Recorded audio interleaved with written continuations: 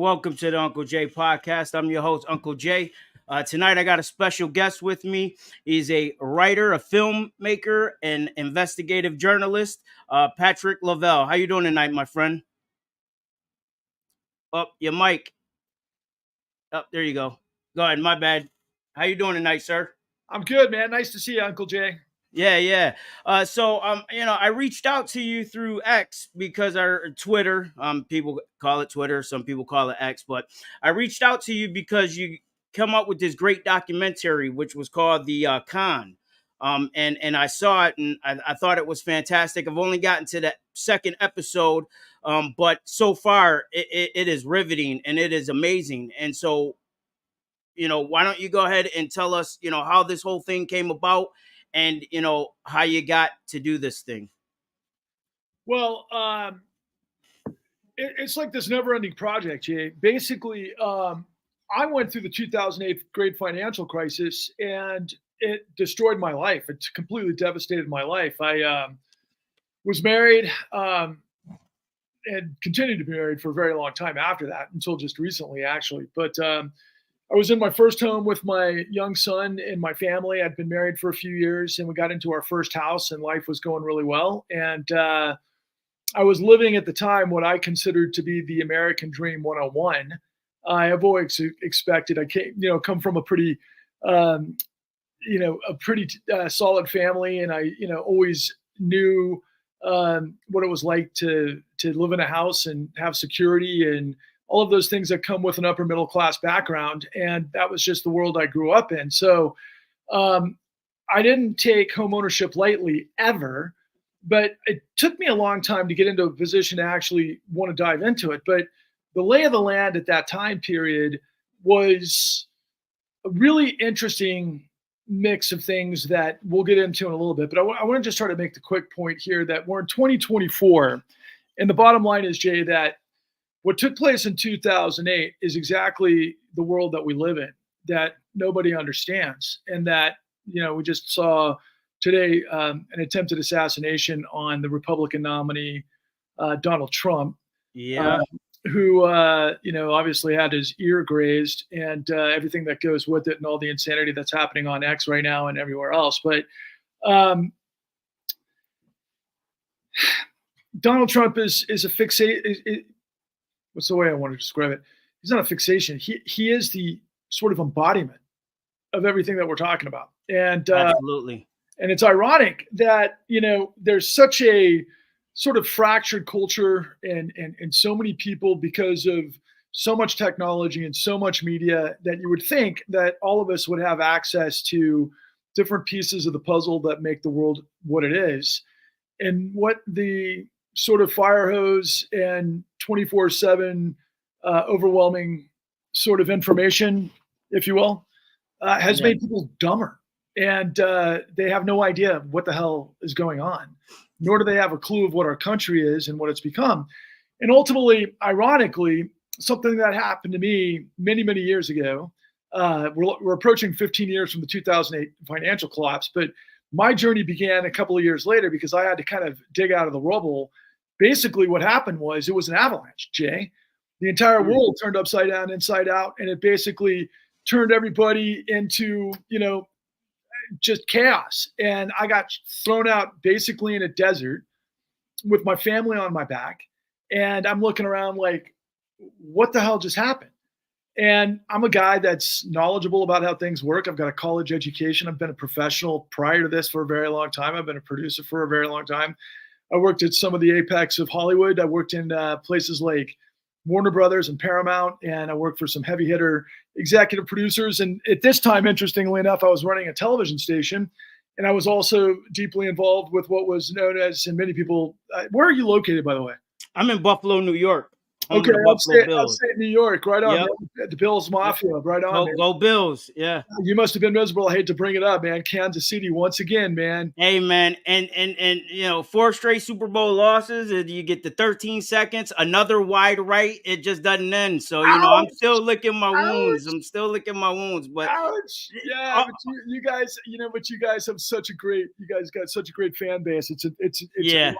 Man, the playoff game 2 years ago, was it 2 years ago between KC and Buffalo that Yeah, just went? they went back and forth. That was the 13 seconds. That was the Oh, year we would have won the Super Bowl had that whole debacle never happened. I know that. I know how that feels. I'll give you a quick segue here, man. I grew up in Houston, Texas, and our nemesis was the Pittsburgh Steelers. You know, during the '70s with Terry Bradshaw, and Mean Joe Green, and L.C. Greenwood, and of course, Franco Harris, and just Now, that. this is when they were the Houston Oilers, right? That's right. That's right. Gotcha. Earl Yep. Campbell, the Houston Oilers, as we like to talk about, and Bum Phillips was our coach. And the second time we met the Steelers in the AFC Championship game, Mel Renfro caught a pass and got both feet in the end zone with like 2 minutes left. And I'm absolutely convinced to this day, had they called that a touchdown, we would have been going to the Super Bowl. But instead, there was a 10-point swing because of what happened on the next drive. And, the rest, as they say, is history. So I can relate. And then it was a Buffalo? Yeah, I think it was Buffalo that Houston gave up the 37-point lead to. Yeah. That was like one of the greatest comebacks in Buffalo history. So I know what it feels like to be disappointed, man. So I can totally relate. But getting back to the task at hand and what it's all about. Look, in 2008, man, I was living the American Dream 101. Like I said, I had a very thriving business. I had been pretty successful. I was just about to approach my 40th birthday. I had a family. I had a young son. Like they say, I was living the dream. But I kept scratching my head at the time. I got to be honest with you, because at that time I had so much available credit to me, as I recall. And so did everybody else. And I got into my first house, and I knew how to get into a house. You're supposed to get in with 20% down. You're supposed to have enough savings and, not experience, but at least a number of years under your belt in your job to understand the longevity and what it takes to pay the bills and all that sort of thing. So you can budget appropriately. But my wife and I had been married for 3 years. We definitely wanted a kid at that time, and we had one, and it was time to move on. And everybody were waving these, houses in front of our face. And I remember I was looking, because I had a 6-figure job at the time. Oh, wow. But I was also an independent guy, right? Because in film and television, typically you have to be an independent guy. That's just the way the nature of the business works. And so I was going through the process, and I remember my broker saying at the time, look, you can qualify for this house and this house and this house. And they were extremely expensive houses.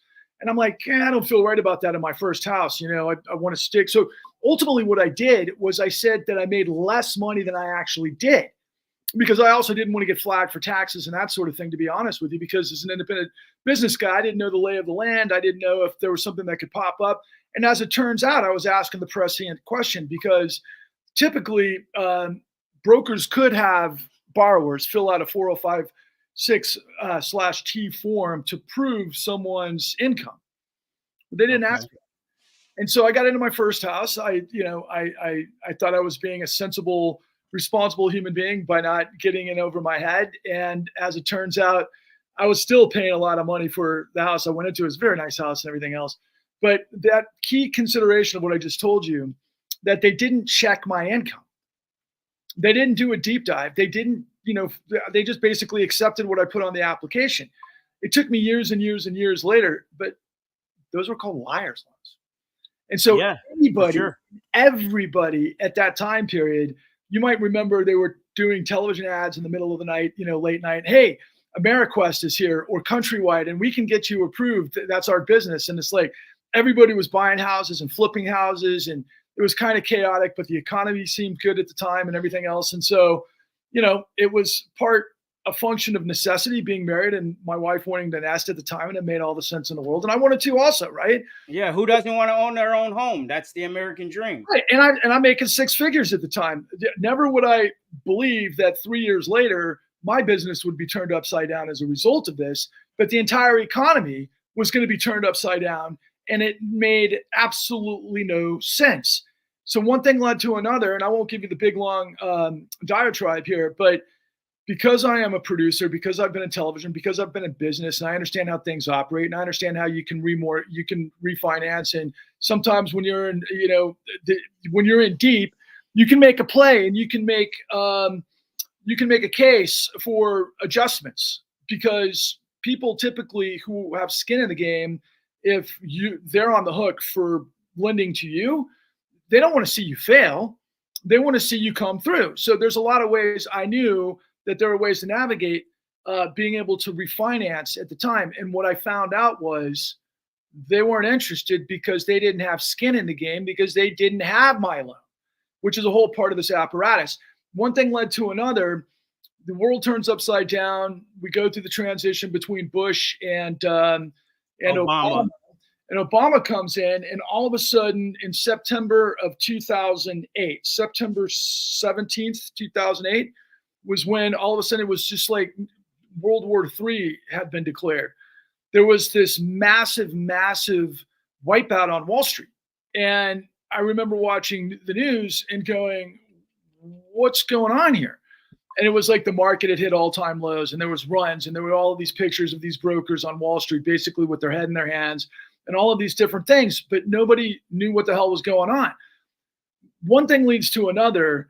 I get in this aftermath. I think of it as an earthquake, and it was like an aftershock and then an avalanche, and it got worse and worse and worse. And this is over the course of a number of years, and none of it added up, Jay. None of it made sense from being a business guy to understanding how things work to try to refinance. None of that made sense. So I started having to ask questions, which led to me pulling threads, which led to me to becoming an investigator, which led to me, because I am a producer and it's what I do, being very fortunate to find somebody, and that's a story in itself. Someone who would be willing to go talk on camera, not talk on camera, to fund this, to allow me the resources to be able to start doing the discovery, to start doing the investigation. Because as it turns out, Jay, what it was that I was looking into, and I didn't realize it at the time, but it was quite literally the murder of the American dream. And that journey would lead to a 13-year odyssey that I'm nearing actually completion on for a lot of reasons, and what you happenstance into with me on X. But yeah, man, with all this chaos that's going on right now, I can assure you that it's all because of what it is that story reveals, that nobody in the country, or the world for that matter, ever fully understood, which has created the chaos that we're in the midst of. Well, I watched your latest episode on YouTube, the 776. Would you, I don't got the title, but it was like, would you if you knew, or something along those lines. If you were around like 1776 today, would you stick your neck out? Got you. Yep, that's exactly it. And then like the whole correlation with Rachel Maddow and everything. But let me ask you this question. Because here in Western New York, and in Buffalo particularly, we're seeing that right now, where these houses, people are now, their houses have kind of like tripled in value. You know what I'm saying? And it kind of took me for a loop. It's like I'm watching this happen, and I'm like, are we setting up for another 2008 again, or what's going on? Because I know people who've had their houses, 10, 15 years ago, they were worth 20 grand, 20, 30 grand. Now they're worth, 125, 150,000. Wait a second. Did you just say you're in a neighborhood where houses were once 20 grand and now they're not, they've 30? Yeah. 30 tenfold. 30, 40,000 in the neighborhood I'm in right now. Okay. So to your question, 30, 40,000.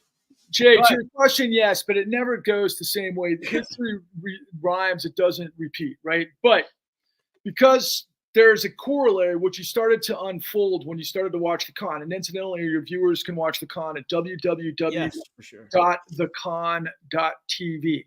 Now, we made the truth free because all the American people buy our lies, my friend. And so everybody who gets into home ownership wants to see their house increase in value. Now, what you just talked about sounded like a few years, maybe what years were, did you say 10 years ago, or did you say I want to say about 10, 15 years ago in this neighborhood that I'm in right now, the houses were like 38,000, whatever have you. Now they're set, the house across the street from me just sold for 190,000, and the house next door to me is going for 100. They listed it at 172,000, and the entire foundation on the house is shot. Like it needs to be total rebuild. You got to watch the con because it tells you exactly how this works. Okay.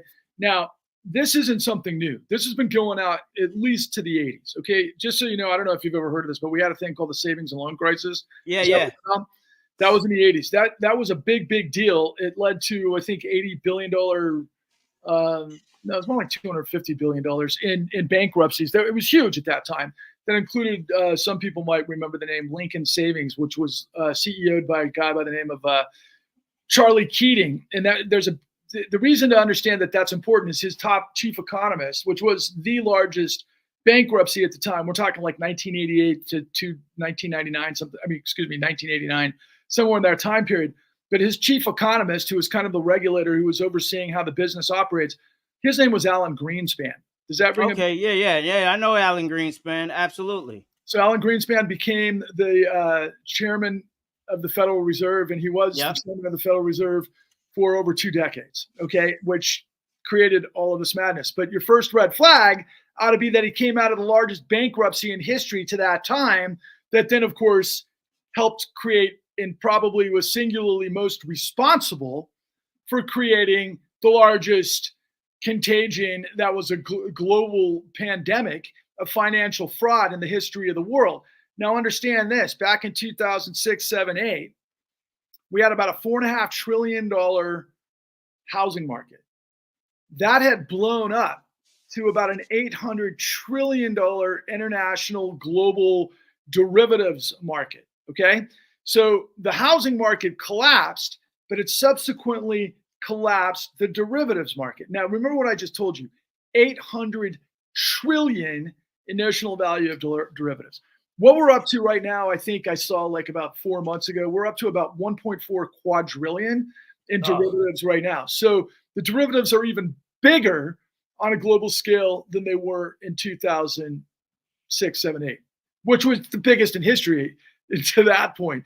Kind of a similar thing. These things get bigger and bigger and bigger, and more people, get destroyed as a result of it. Now, in terms of what you're, I'd have to be able to talk to appraisers in your neighborhood and understand the history and everything else. But what you're talking about primarily comes, and if someone was buying a house for $40,000, that's a low income area. Okay. So the bottom line is that the regulation in the insurance structure on those houses don't have to have the same criteria that houses north of $500,000 have to have.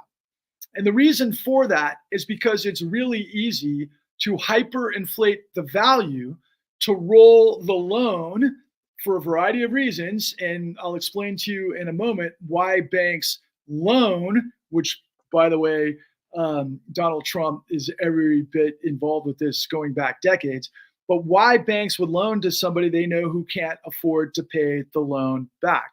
Do you have any idea why that might be? No, not at all. Do you know anything about crime in like neighborhoods with loan sharking and anything like that? No, I just know that property value in crime-ridden areas is down, and then they come in, they buy it all up, and then they get, they get the crime out of the neighborhood, and then the property value goes back up, and they've made tons of money, whether they sell it or they, make it into condos or whatever have you. True. Well, that you're referring to, like, especially in big cities, that's called gentrification. Gentrification. I was about to say gerrymandering, which is a different manipulation, but gentrification for sure, right? All over the big cities, right? Philly, New York, Boston. I mean, that's been going on for decades. But in San Francisco, anywhere. Well, it's here now in Buffalo, New York. It's the last 10 years, it's become a big thing here in Buffalo as well. Okay, so this is the thumbprint of how the whole thing works. So when you watch the con, you'll understand. And I think you told me. Well, I'm in episode. I just started episode 3, and I didn't want to really give too much because I don't want people. I don't want to spoil it for folks. But the first 3 episodes, I'm on episode 3. The last episode I watched was episode 2, and that was where I can't think of the guy's name, but the guy who had to sit in front of Congress or whatever have you. He was the big wig guy, and he was like, once we found out our people were doing it, we got rid of them, and we made sure it would never happen again. Forget his name. Yeah, don't worry about it. The bottom line is this, my friend. Look, the story is the blueprint of the largest criminal conspiracy and cover-up in history that never ended, and it is our system.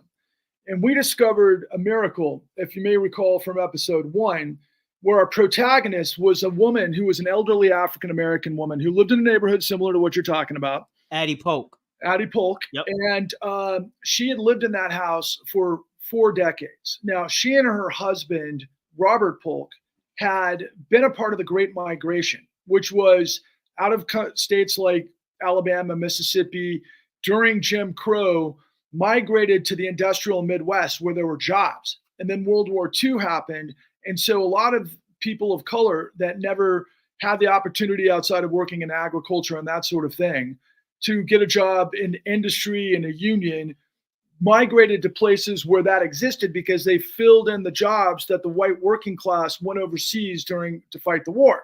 So as a result, her husband worked 2 jobs apiece in the rubber factories of Akron, Ohio, which they're very well known for at that time, especially, like Firestone and Goodyear and all of those sorts of things. Dun tire. And he saved enough money to purchase a house, which was monumental for African Americans at that time. Now, it was monumental for African Americans throughout the 70s and the 80s too, because we had what was known as redlining, where banks in the United States would not lend to inner city neighborhoods and primarily people of color. It was a systemic racist model within the notion of lending, but it was also part and parcel to kind of the nature of the economy, right?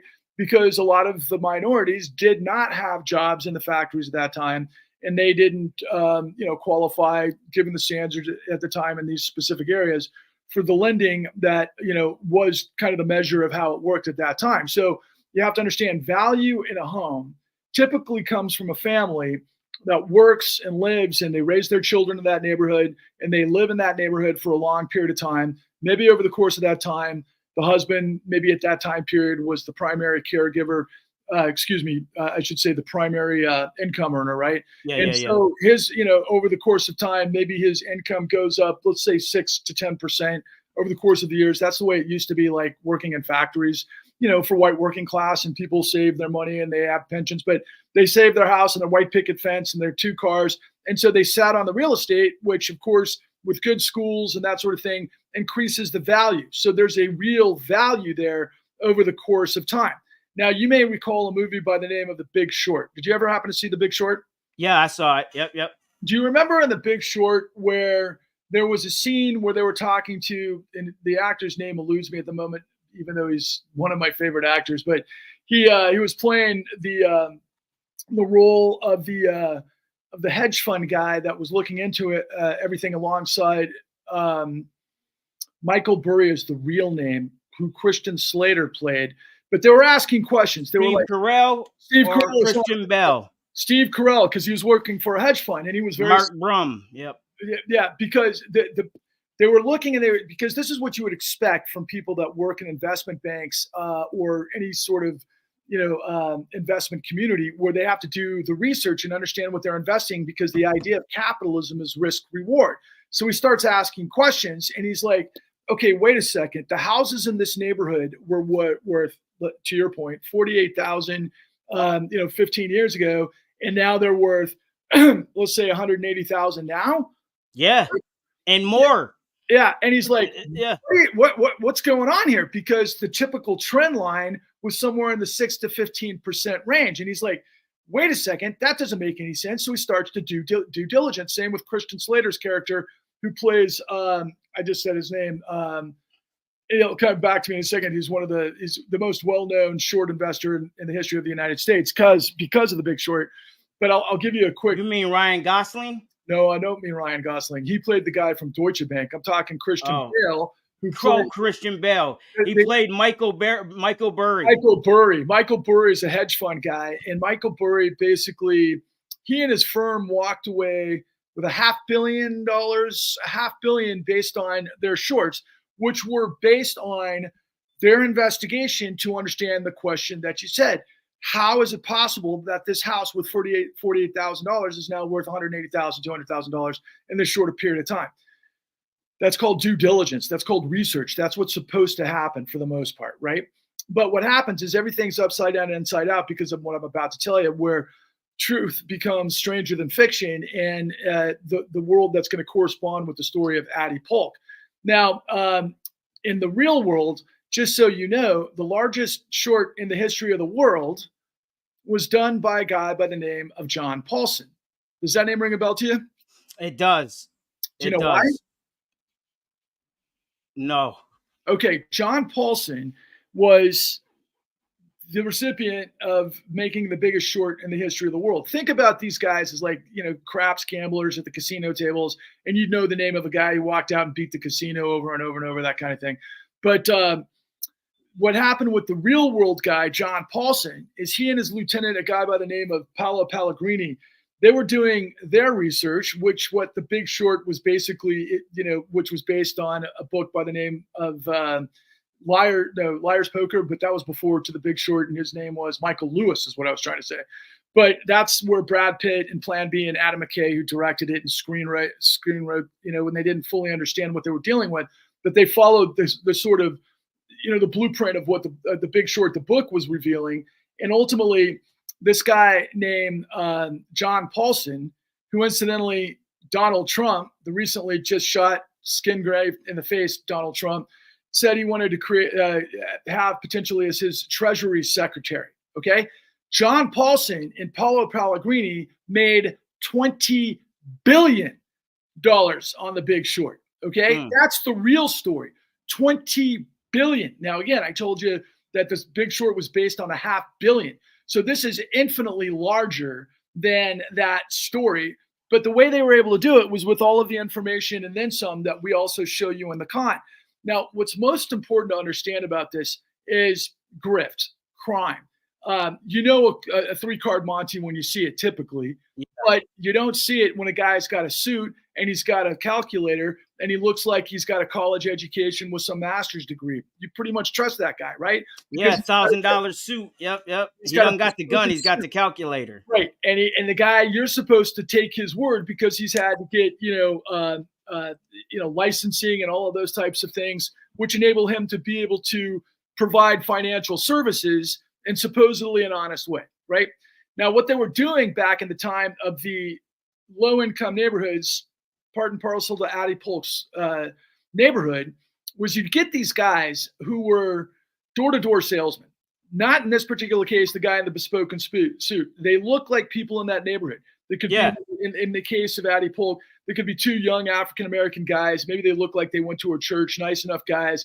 And they basically have this blueprint that says, look, Addie, your house is now worth monumentally more than it once was because of all of these things. And they tell you this and that and everything else. And somebody like Addie Polk owned her house, but she was on fixed income because her husband had paid for that house many years ago, right? And she was there. And again, huge accomplishment within the African-American community, considering everything that they had to, prevail over because of all of the systemic racism and all of that sort of scenario throughout those years.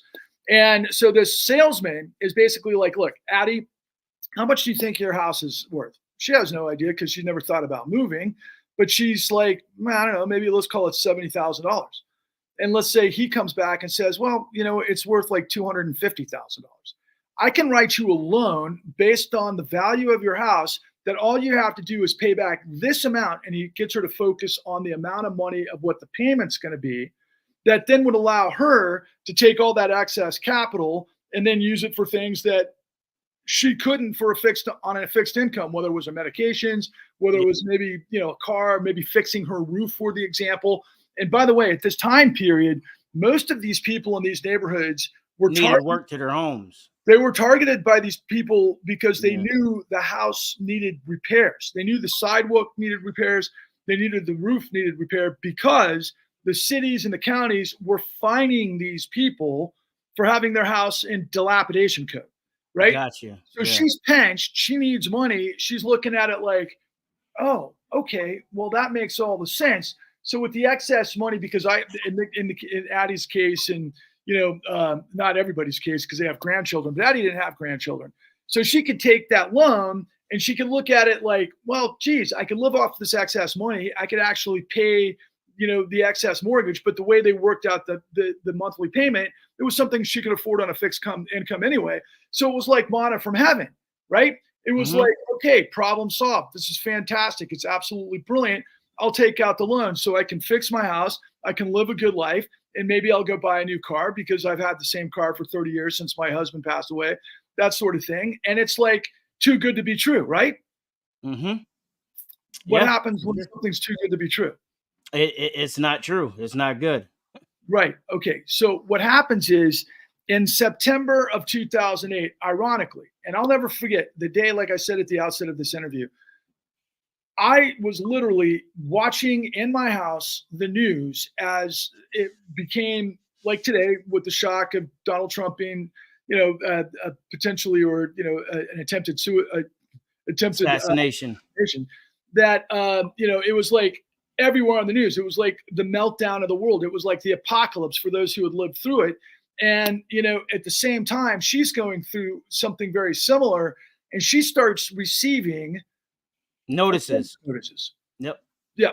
Month after month after month. And she's like, wait a second, I own my house.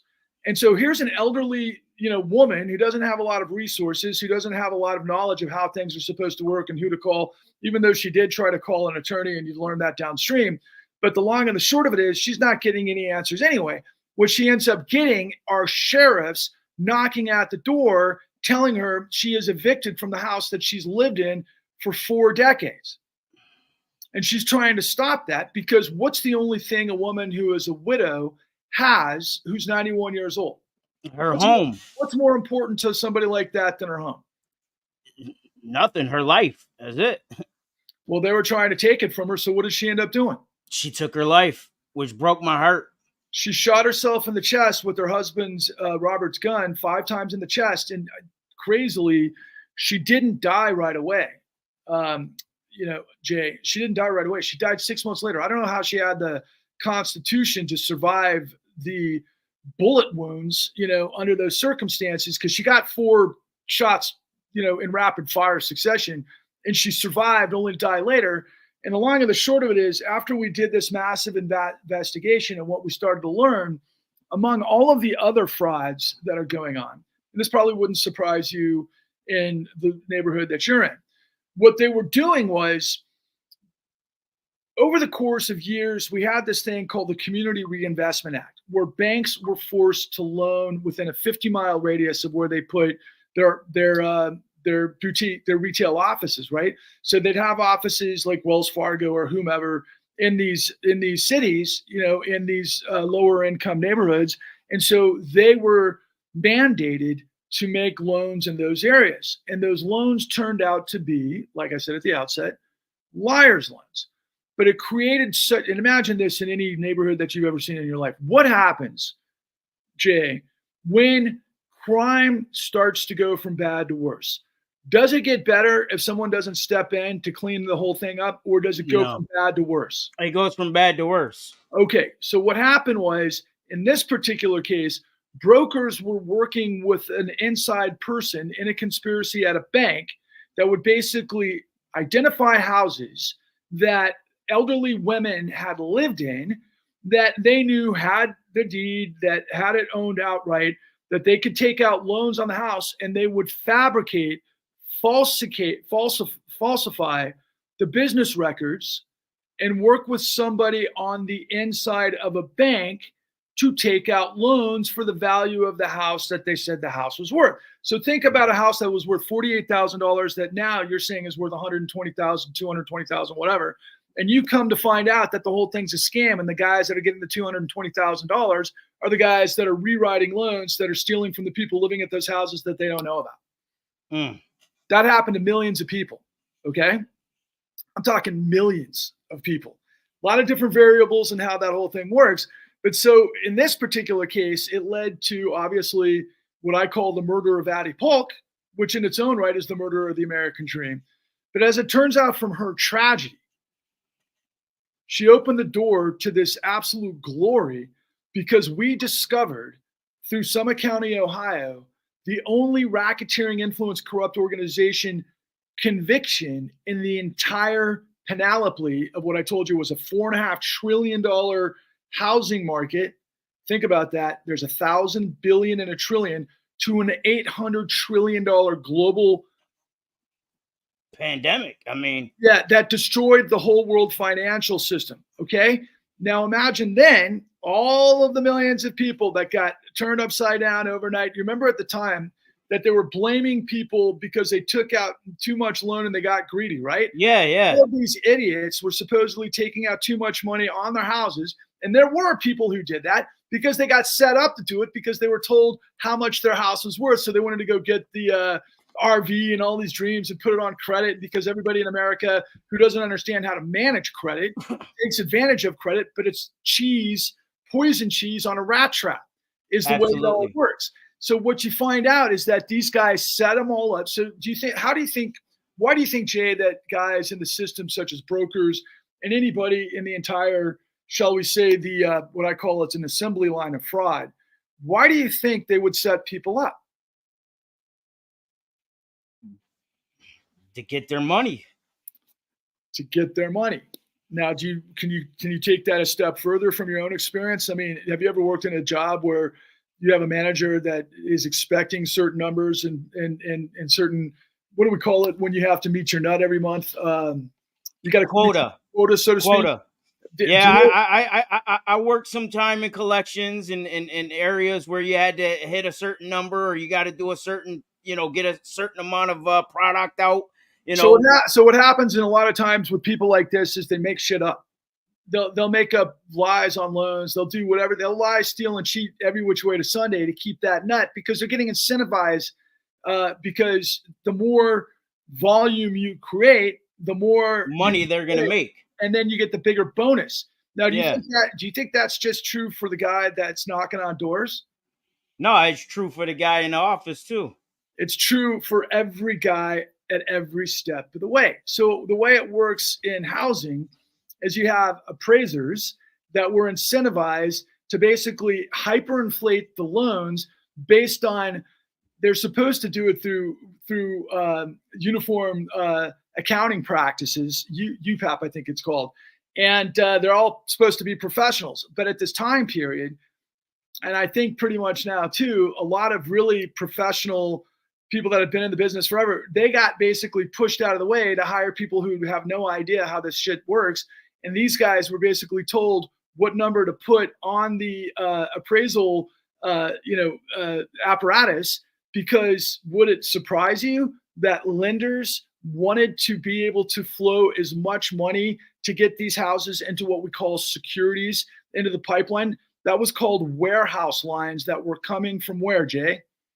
I don't have a clue as to what any of this means. I mean, the warehouse lines, brother, were coming from, I can't believe this, Wall Street investment banks, who are the biggest, most prestigious banks, who have all the guys from Ivy League and everything else. And you know those guys because you've been in upstate New York. You know what they look like, the guys from the Ivy League, right? Yeah, so absolutely. These guys all pollinate the biggest banks in the world, and they're running a freaking Ponzi scheme, which we call control fraud.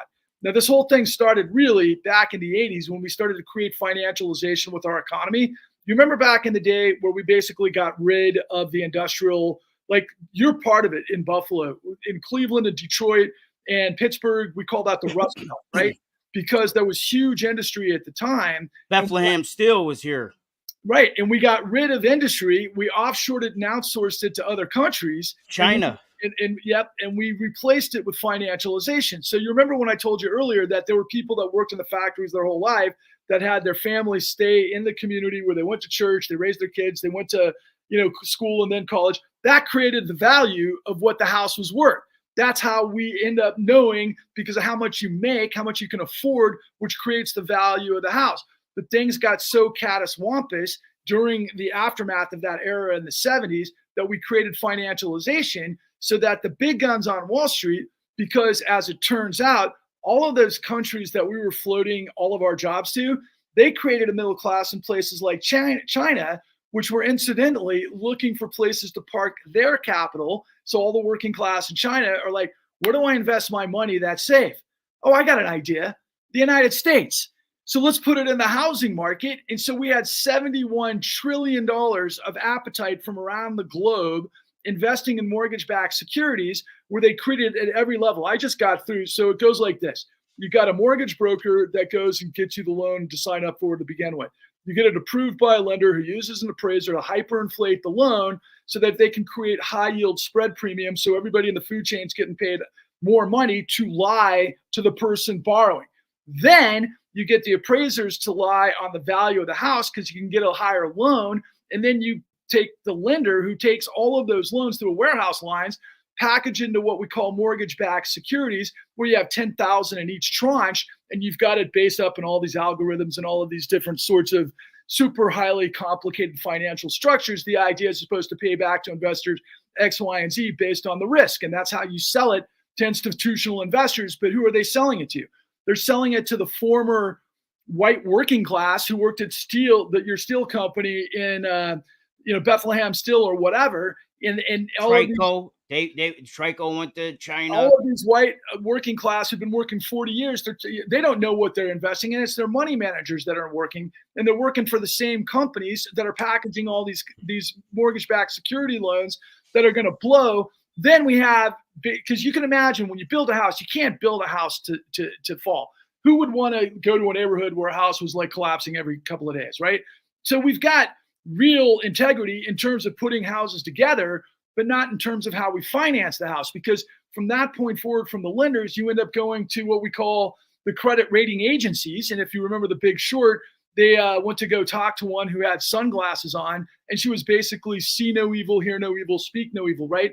She's somebody who's supposed to be regulating the whole thing, but she's incentivized through what we call perverse incentives, and she's getting paid to look the other way because the banks are getting paid so much money to move this stuff. Remember, I mentioned $71 trillion in global capital. And then ultimately, everybody's getting a piece. So you have the bankers and all the guys on the upside, particularly the hedge funds, asset managers, you name it. They're all getting fees. They're all getting bonuses based on volume. Now, the way it works, though, and you got to understand this because you got common sense, don't you, Jay? You know how sports works. So the idea is that, okay, if you're making a lot of money in the neighborhood, right, you know who's making the money because they're driving around in the nice car. They got the nice house. They live in the nice neighborhood. They got the nice clothes and everything else, right? But all of a sudden now everybody, Tom, Dick, and Harry, has got a house that's worth 10 times more than it was 10 years ago, right? And you're scratching your head like, wait a second, nobody's getting paid more money, right? Right? No, not at all. No, not at all. Well, now I answered your question because this is how it works. Because the guys up the food chain, who are the biggest racketeers in the history of the world, which are called the chief executive officers, they pulled this whole thing off through what we call Gresham's dynamic, which is where bad ethics drives good ethics out of the marketplace. But what do you have to do to be able to pull that off? So if you're in a neighborhood, right, let me ask you a question in Buffalo. Is there a difference between police response in the nicest neighborhoods in Buffalo and the worst neighborhoods in Buffalo? Of course.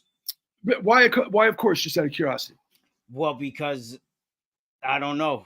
Maybe because the people pay more taxes in certain areas. Yeah, and maybe somebody at the top of the food chain, they're a little bit more. They're considered to be a little bit more important, I guess. The guys at the top of the food chain go to the same church, go to the same schools, they go to the same country club, blah blah blah. But yeah, they also pay the most money because they're making the most money by basically, in a lot of times, living in the higher end neighborhoods. But what I'm telling you is stealing from everybody else. Okay, so ultimately, what happens is the whole thing's a house of cards, dude. Shit's crazy. The whole thing is absolute bullshit. And there's a lot of smoke and mirrors, and there's way more involved than what I just told you because it goes into derivatives, which are called credit default swaps, collateralized debt obligations, and all of these different monkeying around of what you can do with ginormous algorithms based on everybody's getting a fee. That's why we want the stock market to boom. That's what the CEOs are getting paid on, what we call short-term bonus culture based on modern executive compensation. So that's what companies have incentivized the board of directors. And so out of curiosity, do you think big corporations are democracies? Absolutely not. What are they? Probably, I would say they're communists. I like that too, but they're autocracies. They got the head guy at the top. The head guy tells everybody what else to do. By the way, just out of curiosity in the mob, is there a head guy? Is there a don? Yeah, the boss. Or is everybody equal? See, that's a better analogy to use because I'm Italian. I could sit there. Okay. Yeah, they got the Godfather. Okay, so based on everything I just told you, okay. Now here's the big drum roll. You remember in The Big Short, when Christian Bale kept playing the drums because he was waiting for the shoe to drop because Yeah. He knew it was gonna happen. Because they had to pay a shit ton of money, and their risk was they're paying money into these shorts and money and money and money and money and money. And it's like, if it doesn't go, they could go bankrupt themselves, but they're just waiting for it to collapse, waiting for it to collapse. And then all of a sudden, boom, nuclear bomb. Boom, the whole thing just goes up and you know, like the mushroom cloud, right? And then that guy walks out with, like I said, $500 million compared to the real story, which was monumentally bigger, which I'll get to in a minute. But in the end, do you recall, Jay?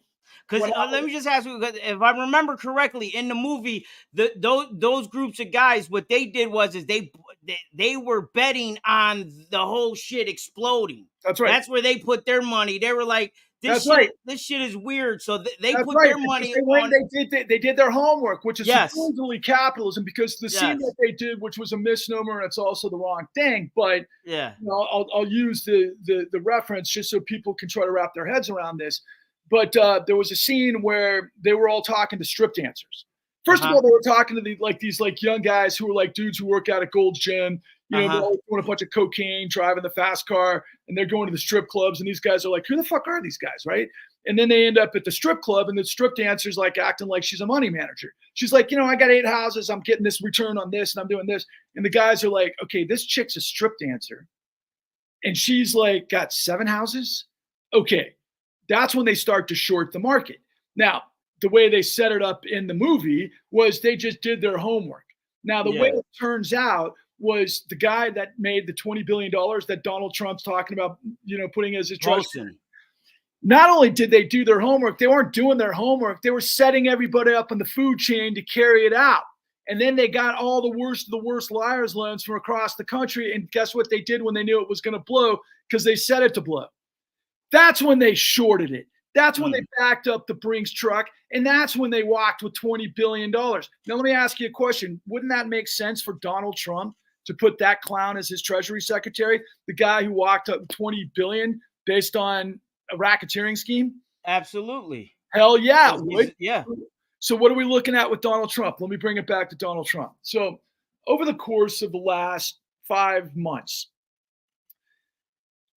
in all of these different investigations that have led to 91 indictments, that led to 34 criminal convictions in the Donald Trump case, do you remember hearing anything about falsification of business records? Yeah, that was in Stormy Daniels' hush money one, right? Didn't he?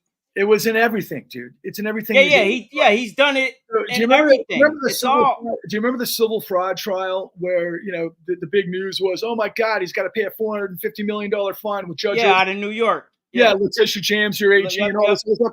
But let me ask you a question. Did anybody in media from MSNBC to CNN to Fox ever say, well, if he defrauded the banks, why were the banks lending him the money in the first place? Now, let's think about this, right? The banks are supposed to do their own due diligence, right? They're supposed to go find out what the house is worth. They're supposed to find out, for example, with Donald Trump, he said, I got a penthouse that, as it turns out, he said on the paperwork was 3 times bigger than the actual square footage of his penthouse. Then he hyperinflated how much the appraised value was compared to what we call the comparables of the building and everything else. So does that sound familiar based on what I just told you? Yeah, it's the same shit that happened. He was doing the exact same thing. Yeah. So why was Deutsche Bank loaning to him? Me personally, I've always believed since, you know, the whole Taj Mahal and everything, I believe Donald Trump has been propped up by Russian oligarch money forever. Well, you're right about that. Okay, first of all, that's The Apprentice. So Mark Burnett in The Apprentice should have done so. So have you ever gotten a job where you lie on your paperwork, and let's say you have, I don't know, some background where you have misdemeanors, or if you have assault charges and felonies, do you think a company looks the other way when all that shit happens? Of course not. You know how easy it would have been to find out that Donald Trump, they put him on national television. And he's definitely working with Putin at that time because of all the stuff that's going on. As it turns out, Deutsche Bank, the only bank in the country that was loaning to Donald Trump, would have done so for 2 reasons. Although everybody by this time, they started getting a little skittish in 2008 because they had blown up the world and they knew it was all going down. So they were trying to, because they didn't know exactly what was going to happen in the aftermath, but they had a really good feeling, and I'll get to that. But with Deutsche Bank, they had a sure thing. Who was the sure thing? Donald Trump. No, it was Putin throwing money into Well, yeah, of course. but this is the other side of it. Deutsche Bank had to pay $250 million for laundering money for Putin. Where do you think he laundered the money, among other places? I believe he laundered it through Trump shit. Bingo! Okay, so now we got Trump in that thing, given the fact that NBC, one of the biggest networks in the United States, decides not to do what? Background checks on this guy? Meanwhile, what we had at the time was Les Moonves, who was the CEO of CBS, and also Jeff Zucker, who was the president of CNN. They both said, yeah, Trump's good for ratings. So yeah, absolutely. those bastards play roulette with the democracy. Pardon the pun of today. No, you're good. Hey, listen, But hold on, let me finish this point. No, go for it. Because so first of all, but see, Deutsche Bank would have done it anyway. Because see, Deutsche Bank and these guys, that's the control fraud. The CEOs getting paid massively by expanding the credit bubble where they do the high yield spread premium, where they create more and more and more loans, which looks like the stock's going up, all the asset values. And so the CEO gets paid, or the Don, much more. That's exactly what took place in the savings and loan crisis. And the guy who became my mentor, that we created the con, that he put over 1,700 white collar executives from the biggest banks in the country, including Charlie. I said his name at the outset. Who was the boss of Alan Greenspan, whose name eludes me at the moment. It'll come right back. But the long and the short of it is, that's when we had the law. They just did the investigation. They found out who was doing what, when, and how, and that's what you do in a murder investigation or a crime or whatever else the case is. But here's the thing, right? So the federal government, through 91 indictments and then 34 criminal convictions, of which we're only going to see one because of the corruption. We now know the Supreme Court is corrupt. They've said last week, basically, Trump is above immunity and all this other horseshit. The Supreme Court basically erased the Civil War, the American Revolution, and civil rights in the span of a couple of weeks. And the American people are like, oh, what are we going to do? You know what? They're basically hijacking. But why? Charles Keating. Yeah, Charles Keating. Well done. But yeah. Well, do you have the comments on? Can you see the comments? If you go up to the upper right-hand corner, hit the comments, you'll be able to see everybody that's in here. Pat Lovell, Truth Bombs the Con is in here, and he's typing stuff. Right on. Charles, perfect. Charles Keenan and Charles Keating. He just typed in. Fantastic. So to finish this concept, though, because I want to get this out there. So again, the government, whether it's the RICO indictments through Fonnie Willis down in Georgia, all of that concerns the so-called insurrection, but more importantly, the documentation fabrication on the elector scheme. Yeah, the fake electors. Rely on the documents to basically, in the swing states, Donald Trump was, trying to basically steal the election through fake documents. Okay, so that's the racketeering scheme that the government's proving that Donald Trump is guilty of. But then, of course, Fonnie Willis has this relationship and it blows up that investigation. It's on standby, right? Then we saw what I told you about the civil fraud trial, the same exact thing. And then, of course, everything that we saw, including catch and kill, because you remember during the Stormy Daniels interview that they revealed through David Pecker, and I always thought these are the funniest names. It reminded me of a fucking dirty cartoon that you see in the back of 7-Eleven back in the day. But David Pecker at the National Enquirer is doing a catch and kill on Stormy Daniels. The largest company in the world did a catch and kill on our product that we had to make for free because ultimately they own everything. Why do they own everything? Well, I'll tell you why. So do you remember in the app, and I'm talking about BlackRock, do you remember in the aftermath of the 2008 great financial crisis, the government bailed out all the banks? Okay, did any CEO have 91 indictments? No. Okay. Really? Well, that's what I wanted to ask you. When Obama, I saw the clip in episode 2 where Obama says, what they did was, is shitty ethically, but they didn't do anything illegally. And I'm sitting here like, what the fuck are you talking about? They didn't do anything illegally. So let me ask you a question. Does Donald Trump lie? Every time he opens his mouth. Guess what? Obama lies too. Okay. I'm beginning to see that as well, my friend. So I always have this cut to phrase that corruption burns and fuels fascism. Obama didn't create all this madness, but what he did was he had an appointed African-American attorney general by the name of Eric Holder, Eric Holder, who who came out of a company called Covington and Burling. Do you know who Covington and Burling is? no They're one of the largest white shoe law firms in the country. Among other things, guess who all their clients are? CEOs and fucking real estate people. All Wall Street, okay? And guess what else Oh, they were involved with? what else? The sublime loans. They were involved with what's known as MERS, the Mortgage Electronic Registration System, which ultimately, and that not a lot of people understand this, but you might think of it back to the day, there was a thing called robo-signing. What was robo-signing? These were guys that were typically high school dudes getting paid $10 an hour to pretend like they were VPs of companies to attest to all of the information that were in the loan documents, and they just forged their signatures, which is called perjury if the actual law worked. But what they did was the attorneys and all of the bad actors and what we call the servicers, they basically lied on documents just like the banks lied on the documents to get people into their houses.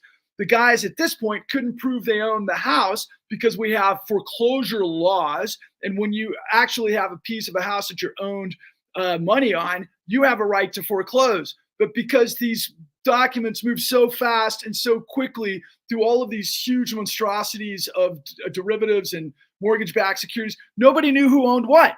So ultimately what happened when everything collapsed, the banks just basically, the government did what? Again, did the government bring the entire DOJ to the rescue to do the investigation, to take out all the CEOs of Wall Street doing what I'm telling you they did?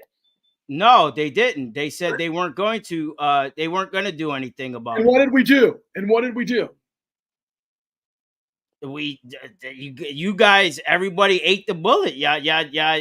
There was nothing. The banks paid $250 we billion. bailed the banks out. Basically, we paid for the. We made the banks right. The banks paid $250 billion. That sounds like a lot of money, right? Yeah, but it's not nothing compared to what they. That's how much they got.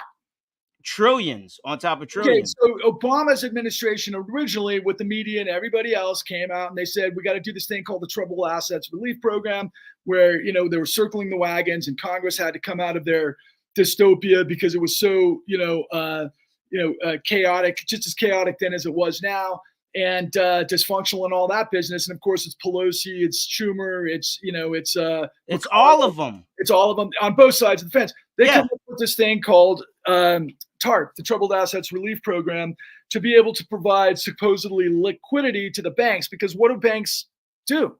They provide loans. What is cash? It's liquidity, money to businesses to pay off their workers, to be able to buy, goods, services, whatever. That's what banks function to do. That's the whole point. They make money lending money. That's the idea.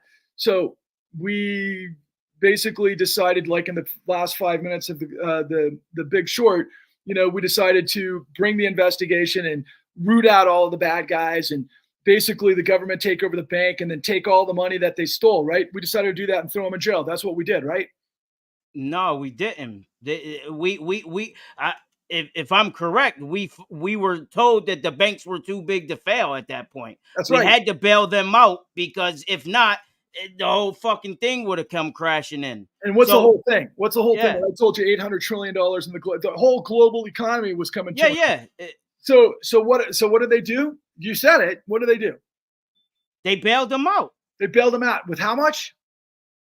I can't. I don't know a number, but trillions probably. Okay, so wait, let me get this straight.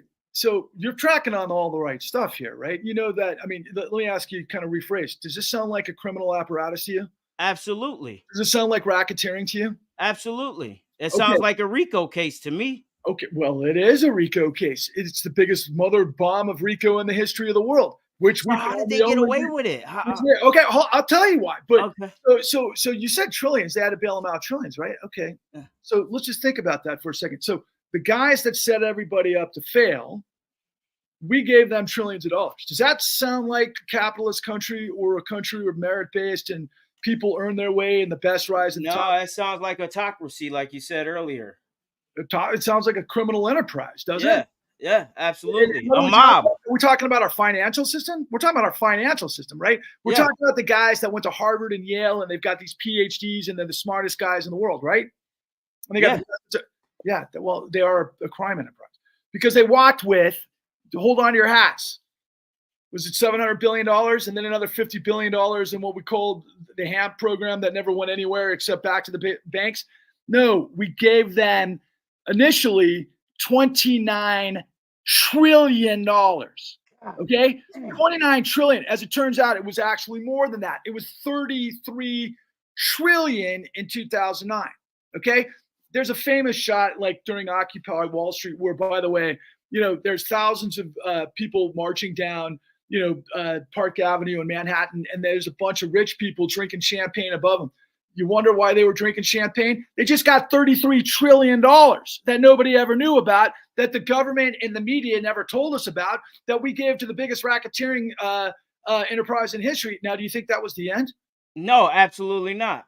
So we gave them another 16 trillion in what we call quantitative easing to supposedly, long-term interest rates, low rates to, incentivize the economy and that sort of thing. But what they were doing, because there's a difference between fiscal policy and monetary policy, they were taking the revenue streams off the banks, the bank's books, and they were putting it on the Federal Reserve. Why? Because the Federal Reserve can turn this into bonds. They can sit on it. They can go forever. Because why? What is our currency? What is our economic engine? Do we have a gold standard, for example? Yeah. Well, that's what it's supposed to be. You're supposed to be able to print what you have in gold reserve. You know what I'm saying? That was back in 1971, which we ended. Now, then it goes into we don't no longer do that. Okay. Yeah, it's called fiat currency, which means that basically the Federal Reserve can create as much money as it needs to under any circumstances, except for what I'm talking about, because this is what you're going to hear from me that you'll never hear from Rachel Maddow, who gets paid $40 million a year to make sure that you don't hear this, or anybody at CBS or ABC or New York Times or wherever else, because they're all in on it.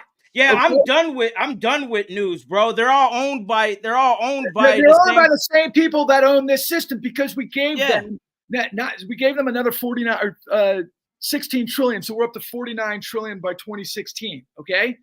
All for an illegal grift, all for an illegal racketeering enterprise that the government right now is demonstrating Donald Trump is guilty of. And they got him on 34 felony convictions because of the Stormy Daniels and the falsification of business records, which is against the law. And we'll see if he serves any prison time. Donald Trump's been doing this stuff his entire career, my friend. Yeah, forever. But he's one guy. What did I just tell you? The whole system. And then there's more, but I'm going to finish with this at the moment, and then I'll give you time to ask questions, and then we can reset. Bottom line is that the United States is not a democracy, okay? The United States isn't, you and me aren't equal, buddy. We don't have the same vote that a guy who runs a hedge fund at BlackRock, for example, or asset manager who's got $9 trillion under management. We don't have the same power in our vote. By the way, who voted for BlackRock to rule the world? Because this is what it came down to. I didn't finish my thought. Federal Reserve Act 13.3, which gives the United States the lender of last resort capacity, because we got fiat currency. So if we go think about this, Uncle Jay, if you go into nuclear war, who's going to keep the fucking lights on? Who's going to pay for the emergency services or the troops or everything else? Uncle Sam is. And there's a way that happens. So would it make sense that if we're in a time of war, we put on the printing presses and get everybody moving? Well, yeah. And that's what we did in World War II, for example. It's called Keynesian economics. And that's how, and you sell bonds against that. But nowhere in the statutes, would you be surprised, Jay, that in the statutes, it does not say that you can provide $49 trillion of liquidity to a criminal enterprise that was lying to people that were the least amongst us, to basically have them point a gun at their chest. Does Absolutely it say anywhere, no. To be more detailed, when you get a loan, you have to have the criteria of collateral.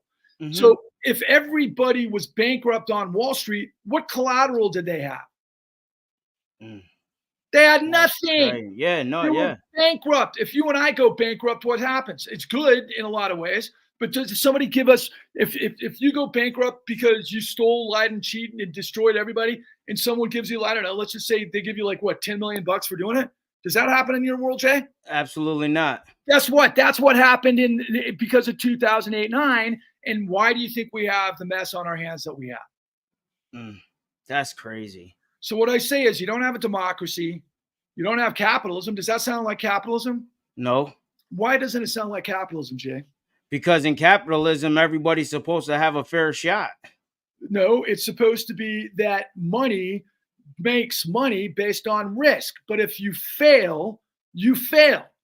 So, for Got you. example, let's say I'm a whale, right? I walk into the casino and, I don't know shit about football. I start making the dumbest bets of all time and I lose all my money in the night and I puke on everybody and I make it a foul place.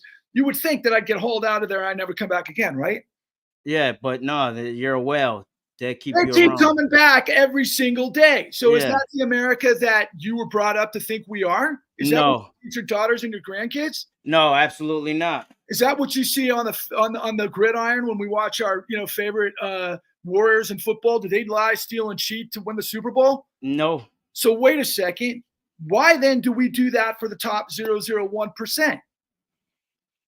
I don't know, man. They get away with everything, bro. It's always been like that because they got the money, they got Hasn't the always been- influence. What was the American Revolution about, brother? It was about taxes. We didn't want to pay the fucking kings and It the was king about and queen. tyranny. We didn't want Yeah, King George III to control us, so we created separation of powers and a revolution to create the Constitution so that we didn't have a king or an aristocracy. What does this sound like to you that I'm telling you?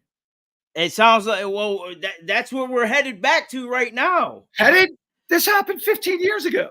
No, I'm saying right now, if Trump gets back into office, bro, we're gonna be there. We're there. Do you think Donald Trump's on par with the guys who run BlackRock and Vanguard and State Street and the biggest banks in the country? Do you think he's even close? No, absolutely not. Donald Trump's a small peon, dude, compared Yeah. to these guys. Now, he's going to be real if he gets to be the president. Trust me, because that's But they can control him, is what I'm saying. well, and that's what corruption does. So what I say is corruption burns and fuels fascism. But this is what I'm trying to get back to for your listeners, man. We don't have a democracy, okay? So we're trying to save our democracy, whatever, kind of. But compared to Trump, it's definitely going to be worse than fascism, blah, blah, blah. And then he'll let all those guys. Why do you think the big guys want him in? Because they can never be touched. Absolutely. That's the bottom line. But so we're a corporate fascist state undergirded by a criminal syndicate that uses, now this is the biggest freaking point of all, okay? That uses the full faith and credit of the United States to guarantee the mafiocracy. What does that sound like to you? Does that sound like capitalism? No. What does it sound like? Authoritarian is.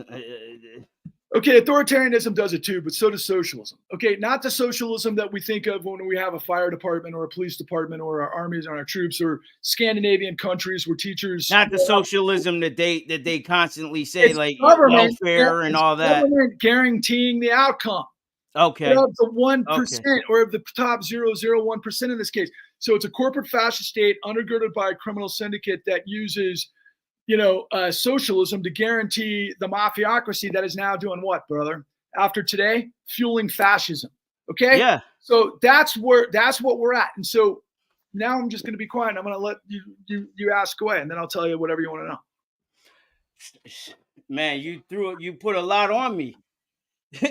I got a lot of info, dude. Okay, so I'll give you one more thing.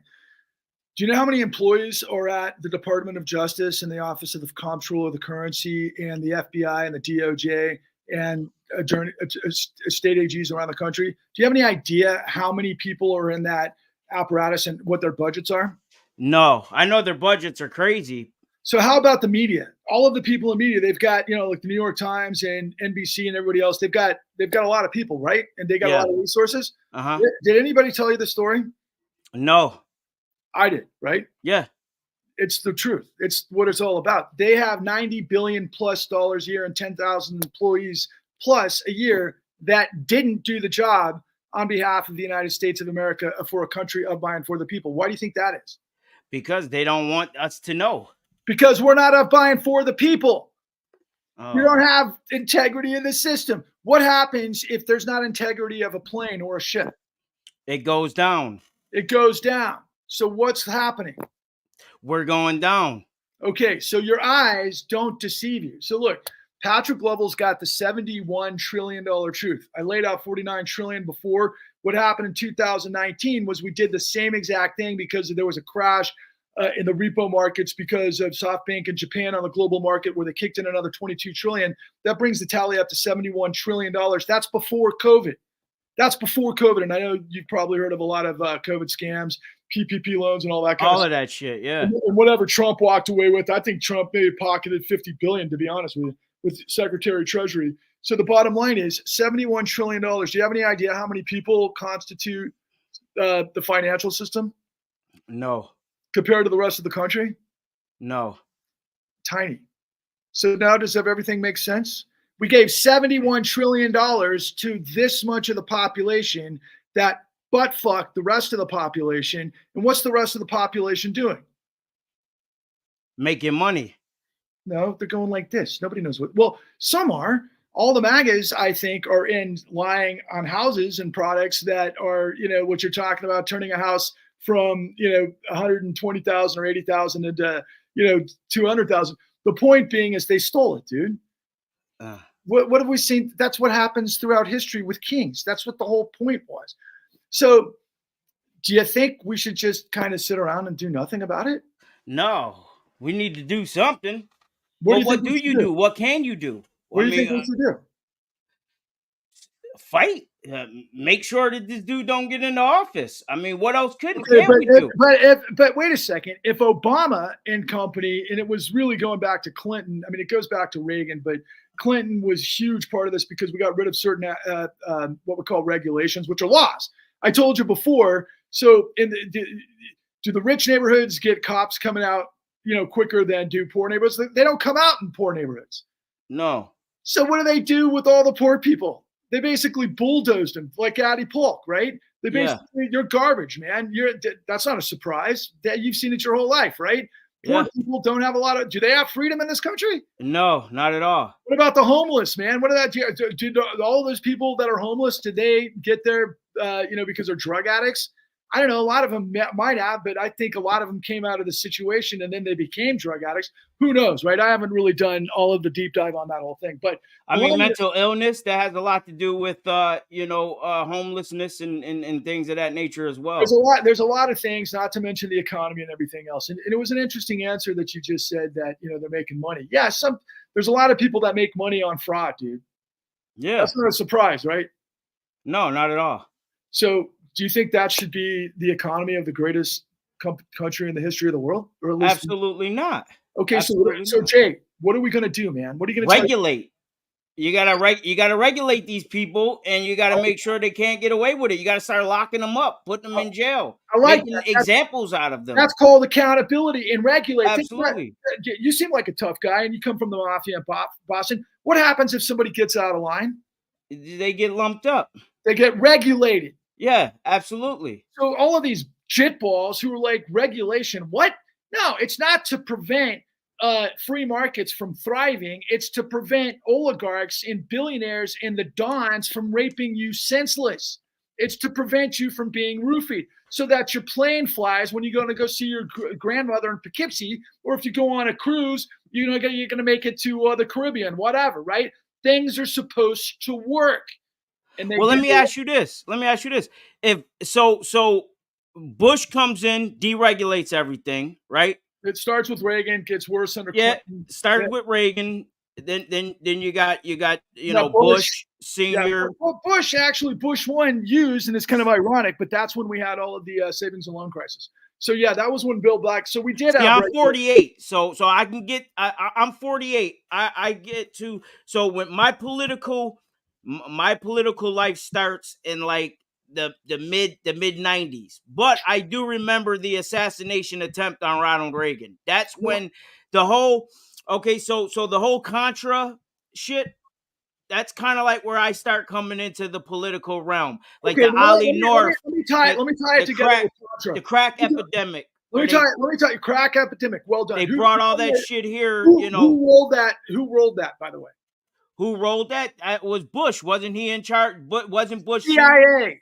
Yeah, for sure. CIA. Yeah. CIA was dumping crack in all the low income. Yeah, but wasn't Bush Senior in charge of the CIA for Reagan? Yeah. Now we're going to get into some really interesting stuff. Okay, so going back to that time period, basically the CIA through Contragate is gun running, where they're taking money out of dumping crack and cocaine in all of the inner cities and all of the drugs. L.A. Yep, Freeway Rick Ross. That's called the dark economy, and they're taking that money and they're funneling it into trading guns, okay, and Yes. and ammunition, and that's what Contragate was. They were giving Iran guns because we wanted to get our hostages back, and that was part of the deal.